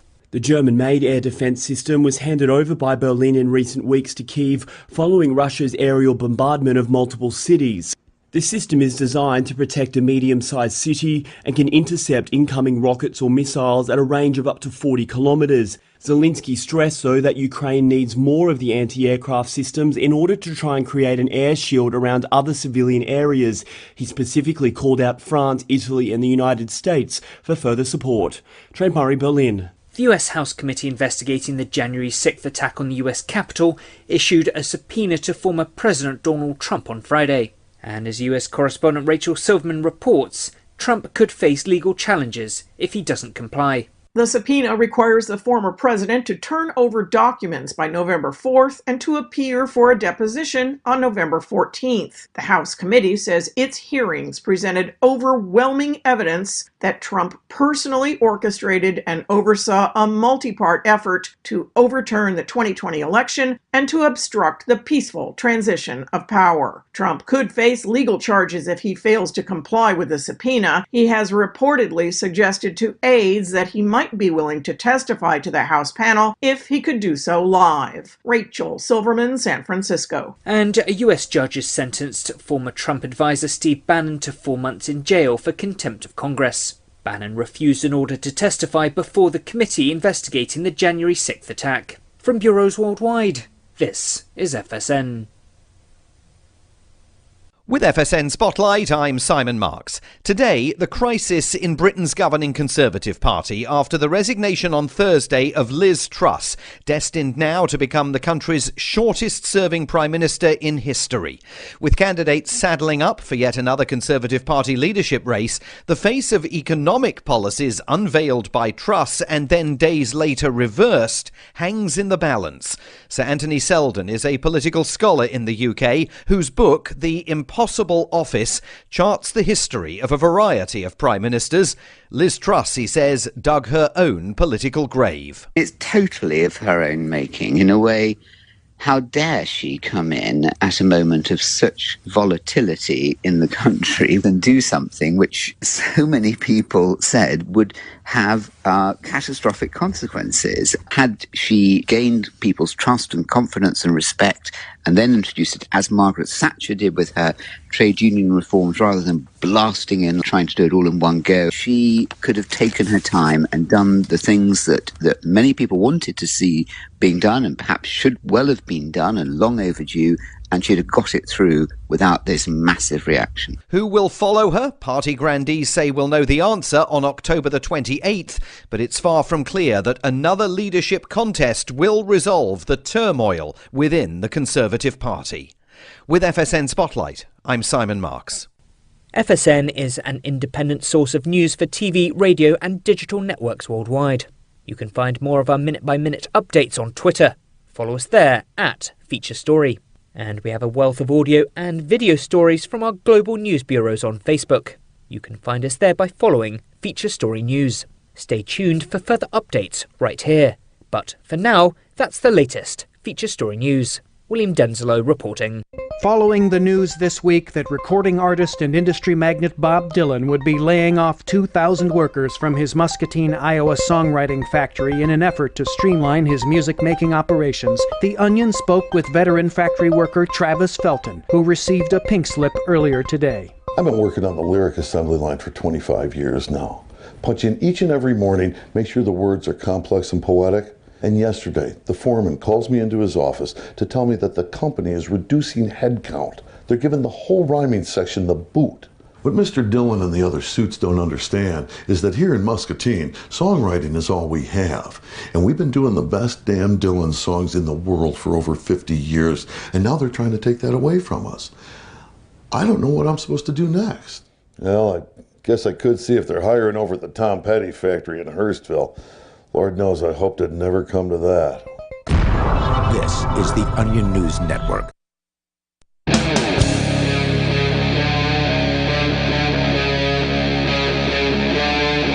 Free Talk Live.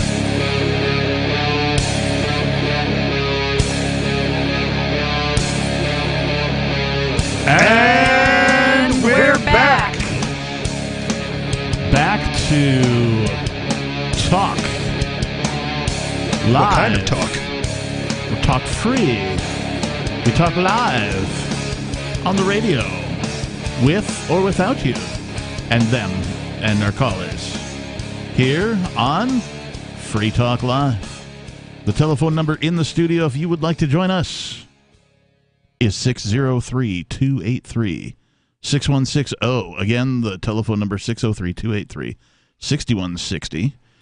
In the studio, I am your host, the Reverend Captain Kickass. Joining me tonight, it's Nikki. And Rich. I have several things to talk about. Continuing on our Sexy Sunday. Sexy Sunday. Sexy Sadie. It's what have you done? Party. Right, but Rich, you mentioned something about a Free Talk Live drinking game. Can you tell us what these rules are? Oh, okay. So some of the rules that I was thinking of is if you hear a caller mention M. Monica Zamora, take a shot. Take a shot. Okay. Take a shot. And if someone mentions J. John Romero, then the person to your left takes a shot. Okay. And if they mention anything about child trafficking or anything like that, then everyone has to chug a beer or something. Chug a beer? Like that. Okay. Yeah, okay. All right, this sounds good. Well, it just so happens that we have David from New Mexico calling. David, you're on Free Talk Live. Child trafficking, J. John Romero, and Monica Zamora. You guys are under the table. Woohoo! You really underestimate my tolerance for alcohol, David. Now that you got that out of your system, what else do you want to talk about? That was just right. Oh, I wanted to continue with the topic. No, pick a new topic. Things. Pick a new topic.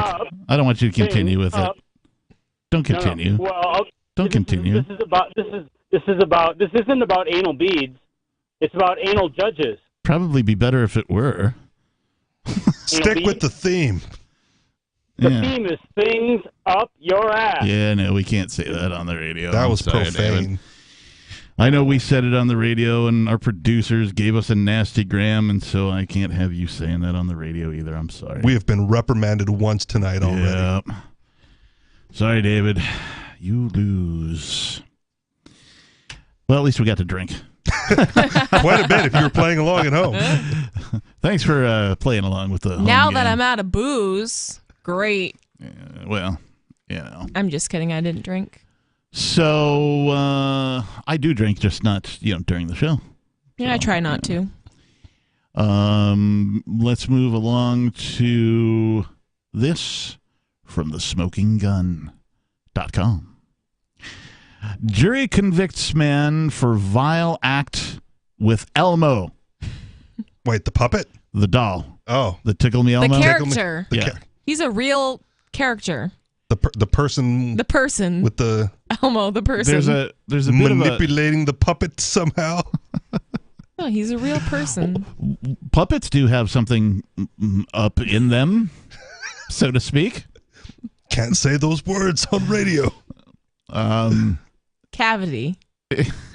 Yes, the puppet master. The hand cavity. Right, yes. The puppet hand cavity.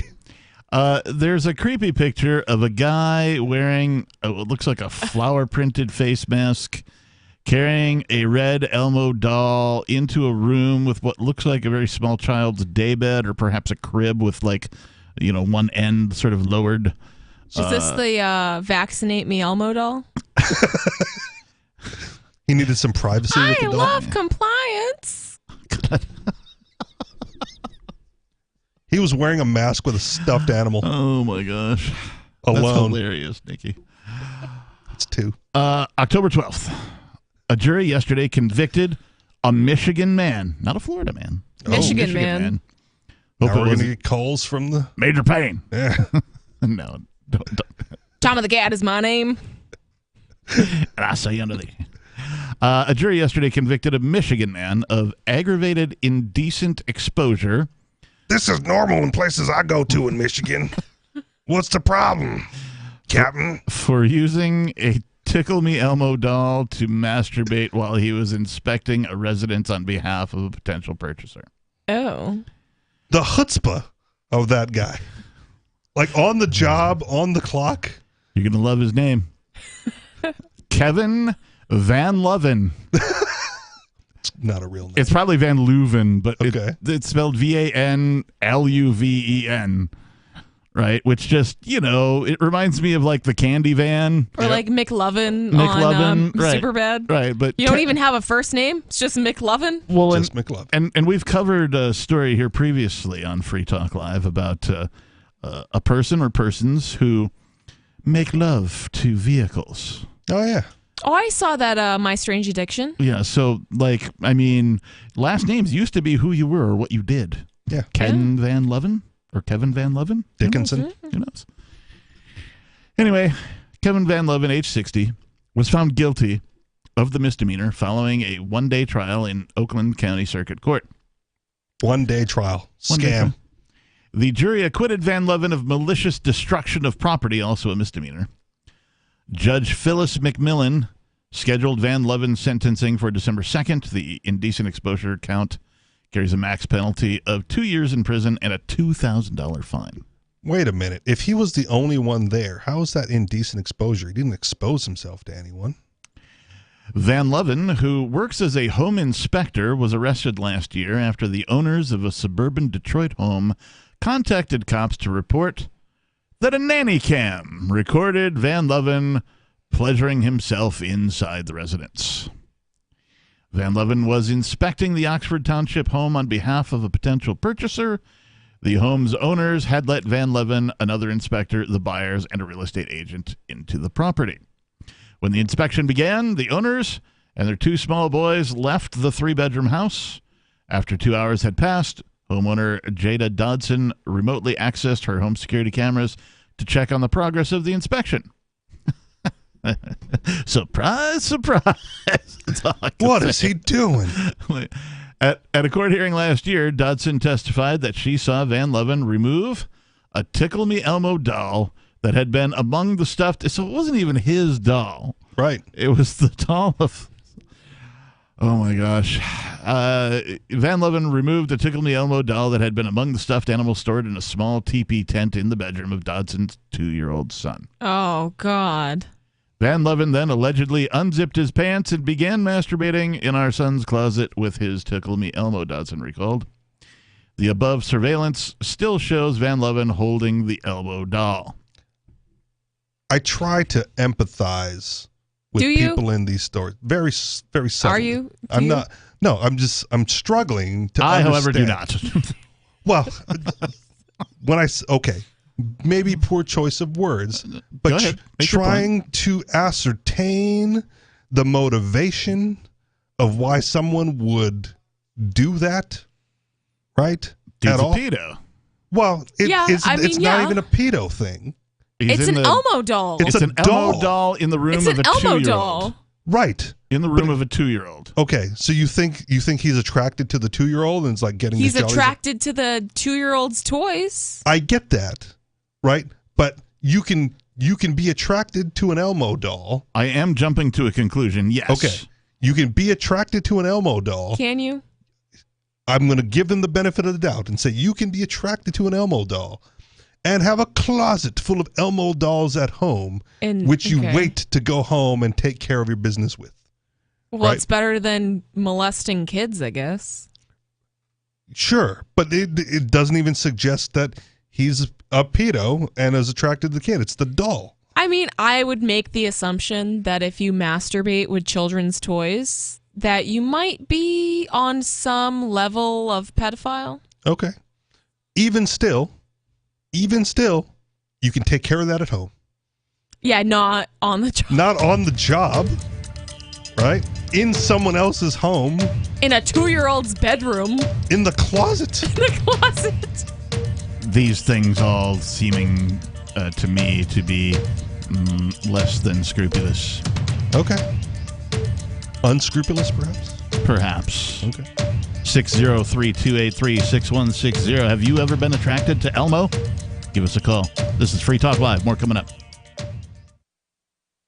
Did you or someone you love work, live, or serve at Camp Lejeune between 1953 and 1988? If you or someone you know lived, served, or worked at Camp Lejeune between 1953 and 1988 and has cancer, Parkinson's disease, or another serious health issue, they are entitled to compensation. To see if they are eligible, they need to call Liberty Legal. Contaminants in the drinking water have led to these serious diseases, and legislation is now available for veterans and family members who may qualify for financial help from the government. There may be a time deadline, so don't wait. Call 888-918-1037. Anyone that has lived, worked, or served at Camp Lejeune from 1953 to 1988 and has had cancer, Parkinson's disease, or another serious health issue, the money is already set aside. 888-918-1037. 888-918-1037. Gold and silver. You can own the most stable assets in recorded history with BullionMax.com. Buy direct from BullionMax.com without talking to a salesperson, and your precious metals shipped fully insured directly to your home. Free Talk Live can get you their silver starter kit at employee pricing. Just go to BullionMax.com/FTL. It includes 5 ounces of the most desirable silver products plus a free gold back. This offer is limited to 1 per household, so get yours now. Go to BullionMax.com/FTL. I'm a little obsessed with My Magic Mud. Several years ago, I met Jessica Armand, the founder and CEO of My Magic Mud, and I didn't even know my teeth were coffee stained. A week's worth of use convinced me, and now I use it every 3 or 4 days. It's clinically proven to whiten teeth, and I think it cleans better too. My Magic Mud's available at most local health food stores, Sprouts, Natural Grocers, CVS, Walmart's Natural Beauty Aisle, but I can get it for you for 20% off with coupon code FTL20 at MyMagicMud.com. FTL20, MyMagicMud.com.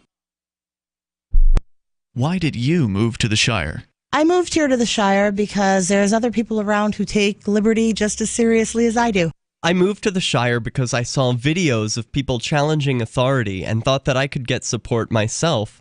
It called to me, like, do this, right now. I wanted to be around people like me who got it, and once I got here, I knew there was nowhere else that I wanted to be. I've always wanted to change the world, so I moved to the Shire to join people who were actually working towards doing the same thing. The people here are awesome, loving, and positive. It was for the adventure and for the feeling of something important is happening here, and I just wanted to come to sort of be part of that. Visit ShireSociety.com to read and sign the Shire Society Declaration and learn the reasons why, if you love liberty, you should immigrate to the Shire. Plus, connect with others via the forum at ShireSociety.com. That's ShireSociety.com. If you want to know the latest about Free Talk Live before we go on the air, all you need to decide is how you want it delivered. It's your choice. Visit news.freetalklive.com to receive our usually weekly news updates by email. Plus, we have a Twitter account at twitter.freetalklive.com, and you can follow us on the decentralized Mastodon platform at toot.freetalklive.com. So please follow us at toot.freetalklive.com and sign up for our emails at news.freetalklive.com. There are basically 2 types of advertising, direct response and branding. Radio is great for direct response with its low cost to listener ratio, but audio can't be beat for branding, which is a longer-term endeavor. You want to be the first thing that someone thinks of when they think about your product or service. If you have a local business that you want kept top of mind in your community, call the station. If you need national reach, Free Talk Live's got around 200 radio stations, millions of monthly listening sessions, can suit all budgets, and if we don't think we're right for you, we'll tell you. Email me, mark@freetalklive.com. Our Matrix server is about as free as internet chat can be. Join the existing rooms or create your own at chat.freetalklive.com.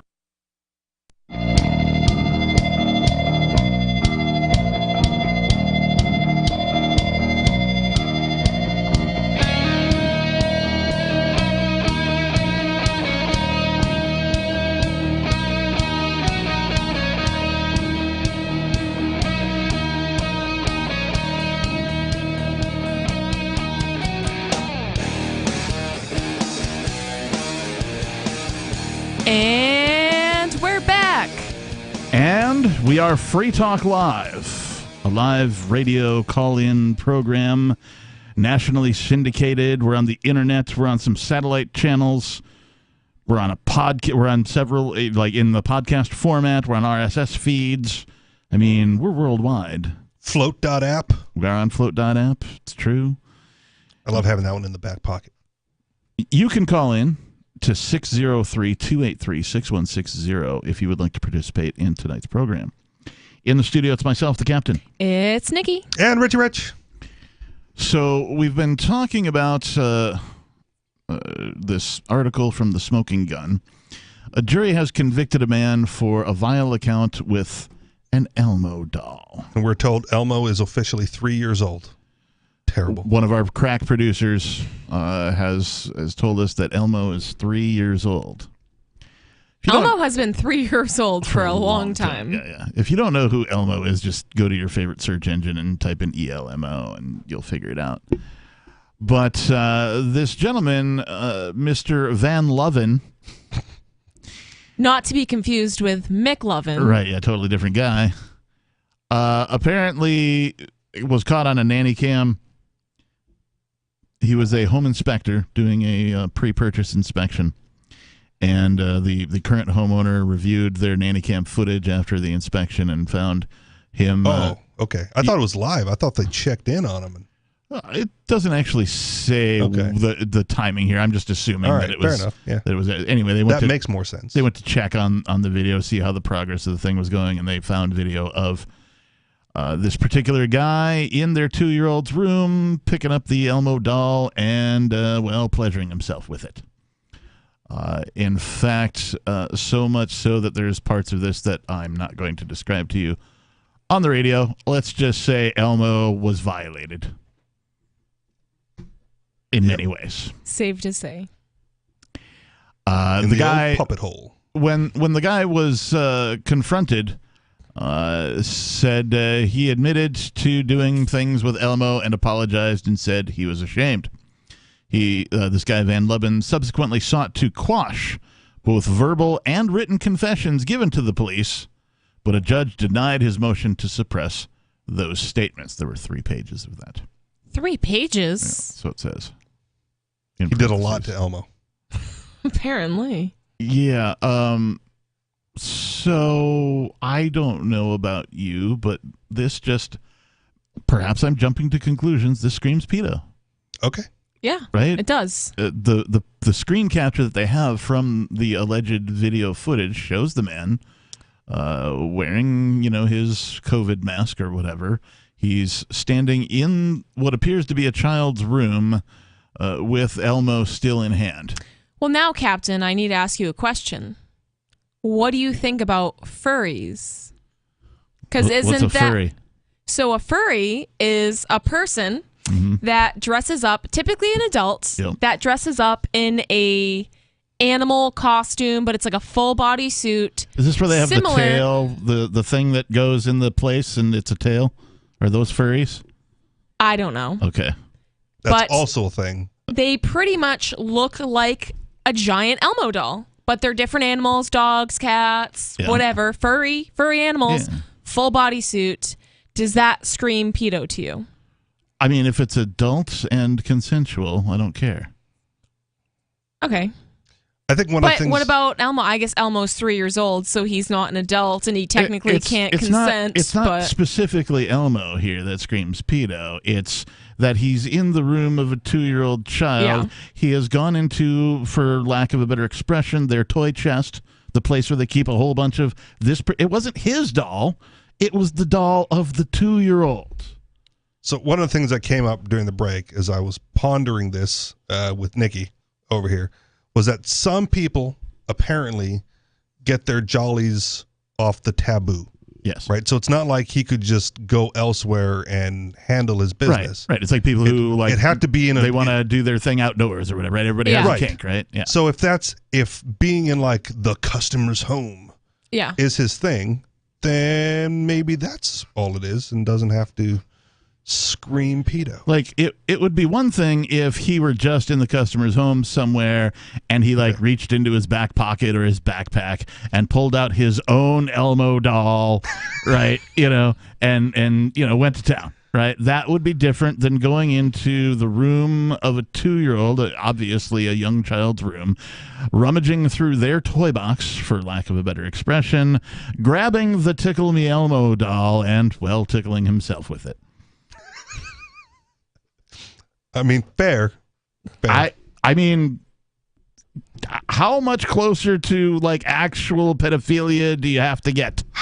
Yeah, I mean, that's one step. It's the only thing that's missing is the child. Right. So here's where I feel bad because I don't want to defend pedophilia. But you have an Elmo doll of your own? I had one at one point. Yeah, when they were popular. I don't know what happened to it, but I've never used it in that manner. I can safely say that.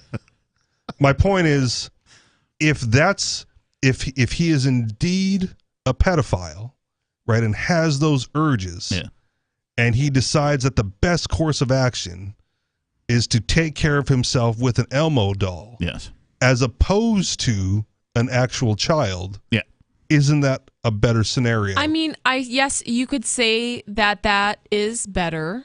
I agree that that's better, but I still think I hold like legit pedophiles, like people that are trying to do things to children, like actual children, like 2 years old, 5 years old, like young children. It's hard for me to feel any sympathy for them. If your brain can even go there, to me, I don't hold very much sympathy for those people. And I think they should be in a mental institution. I think that's more to the point, because I do have some sympathy towards them, because I do see it more as a mental disorder. Yeah, there is something to be said for the self-restraint, if that's what this is. But that's more important than anything else. But we don't know that this particular guy is self-aware of his problem and that this is just, his... I mean, he wrote a 3-page apology and tried to suppress it in court and said he was ashamed. He's self-aware. It's a control issue. I'm just saying that he raped Elmo. And, and this guy could, not even be an actual pedophile. Maybe he was just trying to do something weird and freaky. Understood. Captain jumped to the conclusion of pedophile. It is weird that it was in a 2-year-old's bedroom and that an Elmo doll was involved. That's kind of, that points towards any other pedophile. bedroom, no problem. Well, I mean, not no problem, but I wouldn't call you a pedophile if you're, jerking off in mom and dad's bedroom. Oh, wait a minute. What if this guy broke into somebody's house and there was a sex robot? Oh, that would be fine. It'd be fine for him to violate the sex robot? That's what it's there for. Do sex robots have no rights at all? Not until they become sentient. What if it was your sex robot and he violated it? Well, that's a property rights issue. Now we're getting to the real libertarian issues. 603-283-6160. This is Free Talk Live. Give us a call. Did you or someone you love work, live, or serve at Camp Lejeune between 1953 and 1988? If you or someone you know lived, served, or worked at Camp Lejeune between 1953 and 1988 and has cancer, Parkinson's disease, or another serious health issue, they are entitled to compensation. To see if they are eligible, they need to call Liberty Legal. Contaminants in the drinking water have led to these serious diseases, and legislation is now available for veterans and family members who may qualify for financial help from the government. There may be a time deadline, so don't wait. Call 888-918-1037. Anyone that has lived, worked, or served at Camp Lejeune from 1953 to 1988 and has had cancer, Parkinson's disease, or another serious health issue, the money is already set aside. 888-918-1037. 888-918-1037. From Feature Story News in New York, I'm William Denslow with the Week in Review. This week, the United Kingdom heard another resignation speech from a Conservative Prime Minister. Liz Truss is the fourth leader to step down since 2016. She lasted just 6 weeks in office, the shortest tenure of any Prime Minister. The Conservative Party is beginning the process of choosing a new leader, who will also become the next UK Prime Minister. The winner will be chosen by October 28th, and Conservative MP Robert Halfon says the party has to get it right. Either rightly, in my view, we face electoral oblivion, or we take a last chance from the public and make sure that we get a leader, one who will be a unifier, also that will govern with integrity. Throughout the week, Russian missiles have struck key pieces of Ukrainian infrastructure. The country's President Volodymyr Zelensky says 30% of power stations have been destroyed.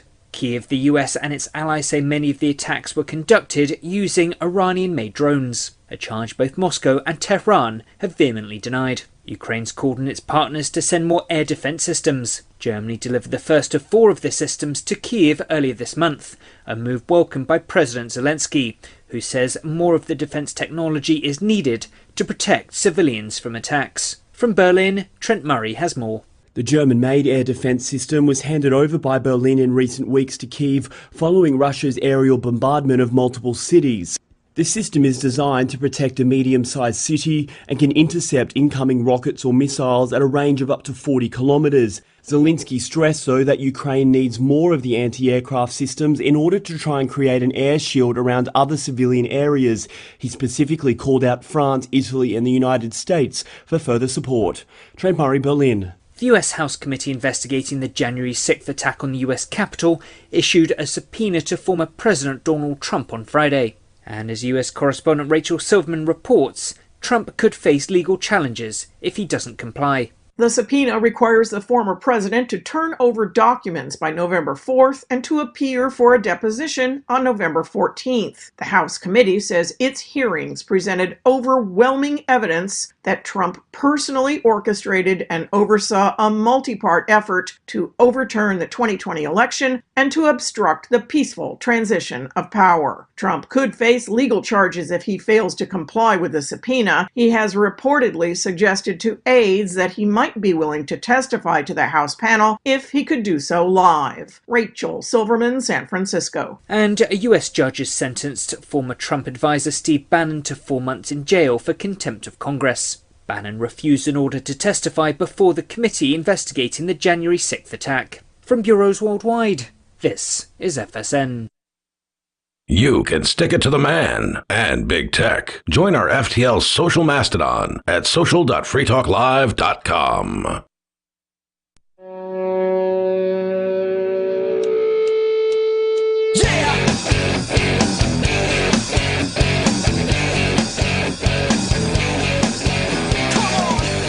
And we're back.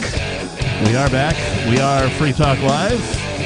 We are a live radio call-in program where you can talk with we, or us, about anything you want. The telephone number 603-283-6160. It is Sexy Sunday because we've a wide variety of articles today in the news that have something to do with sex in some way, shape, or form. We began the evening talking about Glory Hole. A radio station had to apologize for playing a song called Glory Hole from Steel Panther. I feel like we're going to need to apologize fairly soon as well. Well, perhaps you could apologize in advance. I'm sorry. All right, very well. I already wrote my 3-page apology letter. You guys know the comedian Doug Stanhope? Oh, yeah, absolutely. Yeah, he's super funny. The last special that I saw, not the last one, but the one before that, he comes out on stage and he reaches into his pocket and he unfolds this piece of paper and he reads the date that it is then, right? And he's like, on Sunday, October 23rd, I would like to apologize for my actions and the words that I said that offended, like before he even starts his show. So he's giving his post-show, next day apology to everybody he offended before the show. And I was like, that's genius. That is brilliant, man. The preemptive apology. So if I can comment ever so briefly on Doug Stanhope. Yeah.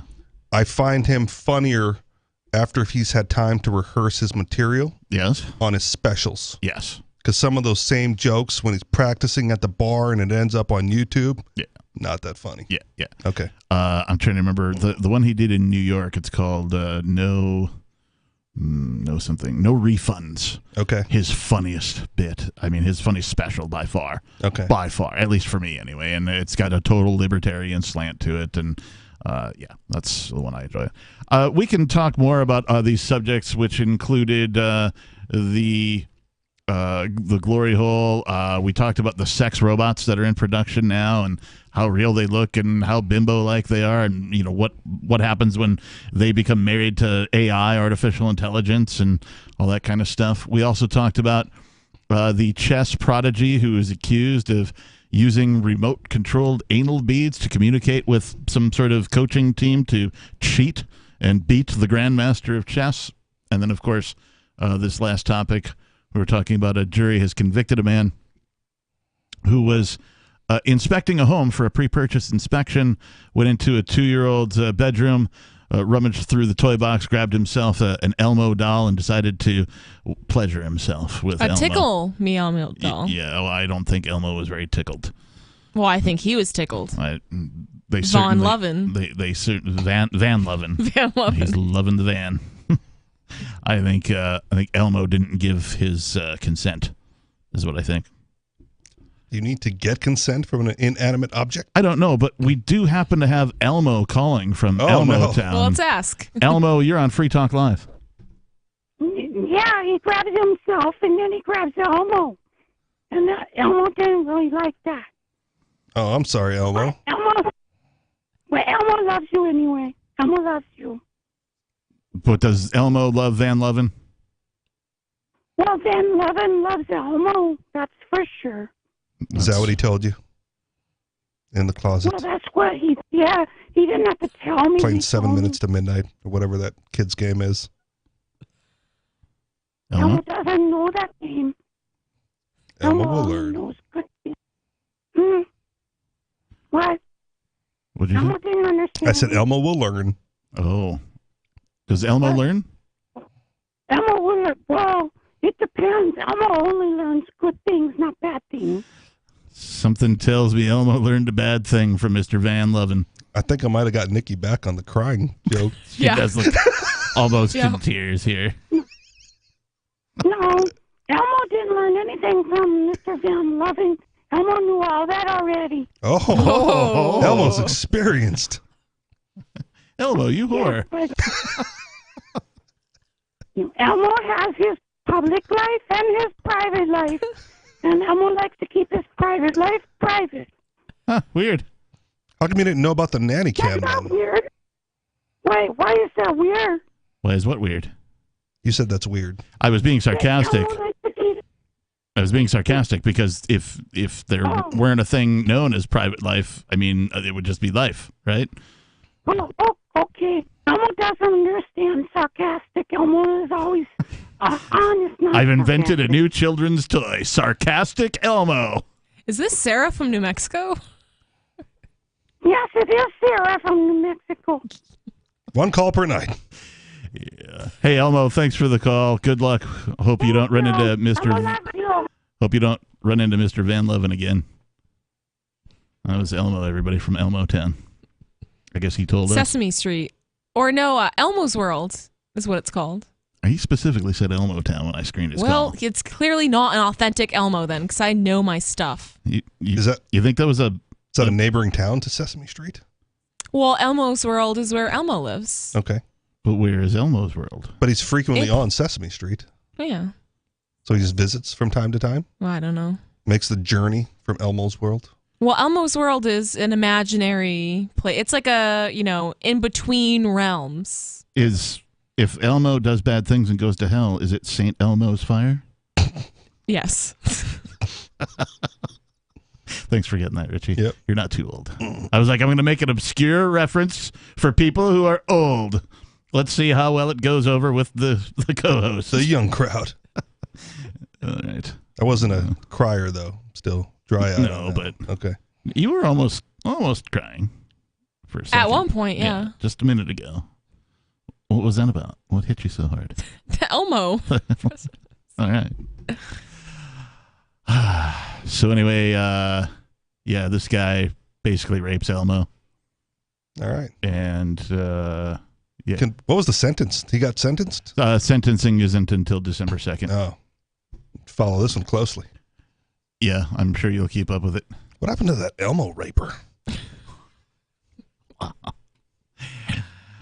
All right, moving right along. Oh man, which of these should we do first? Well, all right, let's talk about whatever's safest for Nikki. Let's talk about the New Zealand one. Okay. This from RT. New Zealand unveils plan to tax cow farts. Yeah. Well, the environment, right? How is that part of Sexy Sunday, you might ask? Well, it depends who you ask. Ask you might. Some folks have a flatulence kink. I knew there was this one girl, probably not one girl, probably multiple women that were selling their farts on OnlyFans. Oh, yeah. Cash money. Like air in a jar? Yeah. I'm sure Belle Delphine was one of them. How, let's just say you were going to make one of these purchases, and you found, the girl you were going to purchase them from, and you were like, okay, let me go to your website or, your shop or whatever, and throw down how much do these things cost? I don't know. TikToker makes, what is this? They don't have a comma, so my eyes hurt. $200,000 selling her farts in a jar. Right. So how much per jar? I don't know. $50? We'll just call it $50. Oh, and then there's I have a question, though. Okay, continue. So you're going to purchase fart in a jar from this particular girl. Yeah. Let's say it's $50. How do you know when you get it that it's actually from her? You don't. Yeah, you but don't. I could assume. Does it come with like a video that shows her farting into the jar? A certificate of authenticity? A smell-tificate, if you will. I mean, I know like girls are selling their socks and their underwear online, and it's like, do you know it's from her? I mean, she doesn't send you a video of her taking off her panties. Or does she? Typically not, Okay. I don't think. I mean, I've never gone about this, but I'm assuming not. But you still get dirty panties in the mail or a fart in a jar, so isn't that what you wanted? Bathwater, perhaps? Yeah, bathwater. Whatever it is. Who cares? No judgment. It's No all- judgment here. If you think it's hers, then That's all that matters. That's all that matters. It's all in the mind. It is. 603-283-6160. We'll talk more about New Zealand taxing cow flatulence coming up here on Free Talk Live. It's the sexy Sunday night edition.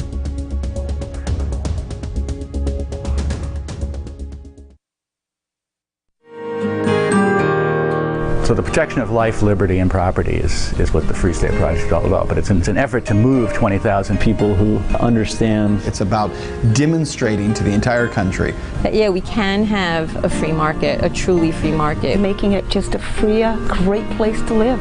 It's the world's largest voluntarist libertarian community, and it's only getting bigger. That's amazing. To be able to move to a place where other people passionately believe in being free and independent. What the Free State Project is managing to do, though, is to put their money where their mouth is. It's physically getting up across the country and saying, let's go someplace and let's demonstrate the power of these ideas. There's a lot of kind of philosophy that surrounds liberty. There's a lot of thinking about it and talking about it. But here in New Hampshire, people are doing it. 101 Reasons Liberty Lives in New Hampshire, a documentary by Free State Project Early Movers. Watch it free at 101reasonsfilm.com. 101reasonsfilm.com. Looking for a great real estate investment? Consider New Hampshire, which is ground zero for the Liberty Movement. Your first call should be to Mark Worden from Porcupine Real Estate. He's more than just a real estate agent. He's your New Hampshire concierge. Where are the best places to live? Do you want farm, city, the burbs, or forest? Do you want a duplex or multifamily building so that renters pay your mortgage? There are homes in all price ranges in New Hampshire, and Mark can help with financing too. Invest in liberty and property. Mark Worden can help. PorcupineRealEstate.com. What if you want to hear the latest episode of Free Talk Live, but all you have is your phone, you forgot to download our archive, and you have no data connection? You can call our Listen line at 641-793-0191. That's a long-distance number, so you may incur charges. If not, listen as long as you want. 641-793-0191. The Free Talk Live Listen line, 641-793-0191. Do you know the difference between erudite and pedantic? If you do, you're probably pedantic. But seriously, a surprising number of erudite people mispronounce erudite, which has 3 syllables, not 4. Say erudite, not erudite. Because you are judged by how you speak, you want to avoid common misstatements, especially if you're a job seeker. For instance, do you know the difference between imply and infer? Only a speaker can imply. Only a listener can infer. And when you say you'll be out of pocket, do you mean out of touch? Out of pocket means you're on your own dime, not yet reimbursed. And if anyone ever asks, why do you always answer a question with a question? You should reply, do I do that? Just kidding. From survivalspeech.com, I'm Holland Cook. Tired of cancel culture? Sick of mega tech corporations holding an axe over your head? Join the LRN.FM Matrix chat server. It's self-hosted, so no one else can tell us what to do or say. Don't like the existing channels? You can make your own. You can even connect into some of our channels from other Matrix servers. It's federated. For the full LRN.FM Matrix experience, though, you should join our server via the step-by-step instructions at chat.lrn.fm. Chat.lrn.fm. Have you had enough of the big-name web hosting services that are long on promises but short on bleeding-edge features, uptime, and customer service? Try Agorist Hosting, the agile web host that offers full concierge service from website redesign, full e-commerce solutions, custom apps for your Shopify store, IPFS integration, and more. Agorist Hosting is ready to take your web presence into the future. To get started, head over to agoristhosting.com. Don't miss a moment of Free Talk Live. Get our archives daily via our podcast at feeds.freetalklive.com.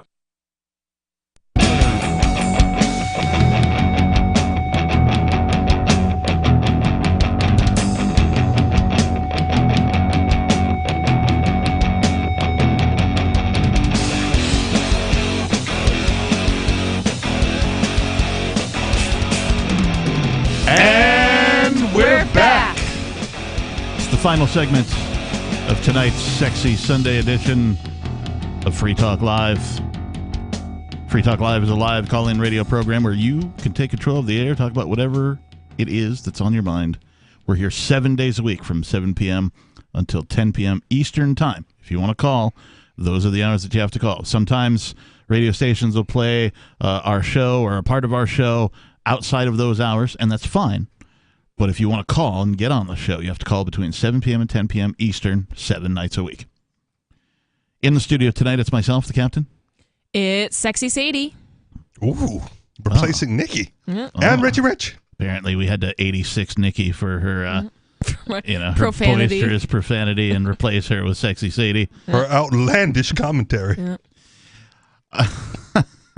Before we go on, I want to tell you that you can join liberty-minded voluntarists, anarchists, and libertarians from June 15th through the 18th for the 7th annual Fork Fest at Rogers Campground in the beautiful White Mountains of New Hampshire. Fork Fest is a fork of the Porcupine Freedom Festival, which sold out in 2022. For 2023, we're going back to where it all started, the weekend before Pork Fest. So it's the pre-party now. Forkfest is decentralized, which means there is no ticket cost and no one is in charge. All you have to do to join the fun is reserve your camping site, RV site, or motel room with Rogers Campground for June 15th through the 18th. You can find out more at the unofficial website, forkfest.party. You can connect with other attendees on the Forkfest Telegram and Matrix chat rooms, as well as the Forkfest forum. Links to those can be found at forkfest.party. We hope to see you there. Again, visit forkfest.party. All right. So, before we went to break, we mentioned this headline that came from RT News. New Zealand unveils plan to tax cow farts. And you thought the American government was bad. Well, at first I thought that they were going to, find a bunch of, fat girls in Wisconsin or something. Oh, man. It is America's Dairyland, after all. So I thought it was Dairy Air. Oh. That's the hind, yes. And also that's a description of farts, right? The air from the dairy air. The dairy air. Yeah, it's farts. Flatulence, if you will. The eco-friendly tax scheme. Never heard those words before. The eco-friendly tax scheme. Sounds legit, though. Faces opposition from local farmers groups. You think? The government of New Zealand has proposed a plan to tax greenhouse gases created by farm animals. Disproportionately affects the farmers. Hoping to slash carbon emissions as part of a decades-long climate change initiative, despite vocal criticism from agricultural organizations. We got to cut back carbon emissions. Where should we start? The food? All right. Vehicles? No. Politicians? No. Military? No. No. Food. Cows? Yeah, cows. That's what livestock. That's where we'll start. Prime Minister Jacinda Ardern announced the proposal on Tuesday morning, saying that the plan is the first of its kind ever attempted and would put New Zealand on track to hit its targets for reducing methane emission over the next decade. Okay. So it just sounds like a load. First of all, like a buttload? Yeah. like a bunch of flatulence? Yeah. Bunch of hot air? You'd find in an Elmo doll. Oh. He's gone too far. There's the line. I believe. And there's Richie Rich. No other country in the... Well, okay, wait, let me go back. First of all, livestock, cows, right? Bison, buffalo, right? All of these animals, including humans, have flatulence. And to blame climate change on flatulence... It's ridiculous. Is one of the most ridiculous things I think I've ever heard of. It's so ironic because you have city people. City people are the ones that are making all of these regulations, right? And you look at the city, they're way more polluted than the country, right? So typically, where do cows live? In the country. Yeah. So the country has far less pollution than the city because you have, densely populated all of these cars and whatever. But I don't get it. Yeah. I don't get how cows are the problem when it's clearly cities are the problem, but they're blaming country people for having diesel trucks and having cows, but clearly that's not the problem. Here's another often overlooked argument for the carbon footprint and carbon dioxide emissions. Or in this case, carbon dioxide. Sure. Carbon dioxide is plant food. Yes. Yeah. Plant more trees. So, yeah, you could plant more trees, and that would offset whatever. Right. But anything that, goes out into the environment is just food for those plants. Right. And they return us oxygen. They do. That's how that works, yeah. It's like a symbiotic relationship. We give them carbon dioxide, and they give us oxygen. It's almost like it was planned this way. Yeah, almost like there's a balance to be found in nature between these things. Whoa. And that naturally occurring things, like, this is just the government's way of controlling farmers. Right. That's all this is. And that's going on in New Zealand now, but was also a big deal in Europe a few months ago. And we know that when a thing is implemented in one country, it's only a matter of time until it's implemented in other countries. So monkey see, monkey do. Or, I mean, politician see, politician do, because it'll get them some freaking votes, right? Like, they did. I'm going to do that in my state. Well, and nowadays it's all climate change, right? So that's like the big thing that all the hipsters and the younger generation, you're like, oh, no, climate change, we got to do it for the earth. It has nothing to do with climate change. It's nothing to do with what's good for the earth. It has everything to do with taxing people more and making politicians richer and more powerful. That's what has nothing to do with climate change. And hopefully these farmers will protest and rise up a little bit like the other farmers did. No other country in the world has yet developed a system for pricing and reducing agricultural emissions, so our farmers are set to benefit from being first movers. Movers. No.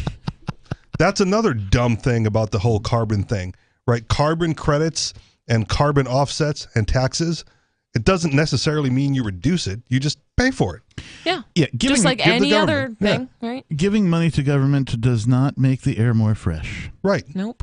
But that's what I'm saying, right? You don't have to reduce your pollution. You just pay more. And let me rephrase that, because you're not actually giving them. Allowing government to take money from you does not make the air better. Right. It just doesn't happen. Not going to happen. She also added, cutting emissions will help New Zealand farmers not only be the best in the world, but the best for the world. No. Like, what does that mean? Basically, what they want is they want their people to stop eating meat. They want them to eat soybeans and crickets. And bugs. So they're basically just dumb because they're not getting the essential amino acids that their brain needs to function. And those people will be easier to control. Says the former vegan. And that's my conspiracy theory for the day. Are you former vegan? Yeah. Yeah. I eat cheese now, remember? Last week? Your cheese is delicious. Thank you. But do you eat steak? A cow made that cheese. Do you eat steak? I do not eat steak, no. It's because it's gross. It's amazing that nature provides us this machine that turns vegetable material into meat. Yeah. And cheese, for that matter. Yeah, and cheese. Under the proposal, farmers who meet thresholds for herd size and fertilizer use would be required to pay a fee for methane and nitrous oxide gases created by their cattle. Ooh, they got nitrous too? Earning the scheme the unceremonious, though somewhat misleading title of fart tax. So, best case scenario, or maybe worst case scenario, right? Food prices go up in New Zealand because they don't cut back production. They pay the tax and pass that tax on to the end consumer. Yep. Who purchases beef and milk and dairy. Adding to the inflation. Good job, New Zealand. It turns out most methane from cows is released in the form of burps, belching, not necessarily farting. Okay. But it's still called the fart tax. If the plan secures final approval by the end of the year, the tax payments would begin in 2025 and be levied every 1 to 3 years. 1 to 3 years? Super random. We'll figure it out later. We'll tax you now. We'll figure it out later. Exact amounts have yet to be determined. Oh, weird. So you just get a tax bill 3 years for whatever your production was this year. And for some arbitrary price. And how do they even know? So is it per cow? Is it per fart? You have to have a government recommended methane measuring device. Smart meter attached to the tail. Yeah. Or somewhere else on the cow. All right, well, we are out of time. Thanks to our listeners. Thanks to our callers. Thanks to you, Richie Rich. You too, Nikki. Thank you, Captain. You're welcome. If you missed any of the show, find us over at freetalklive.com. Thanks and peace.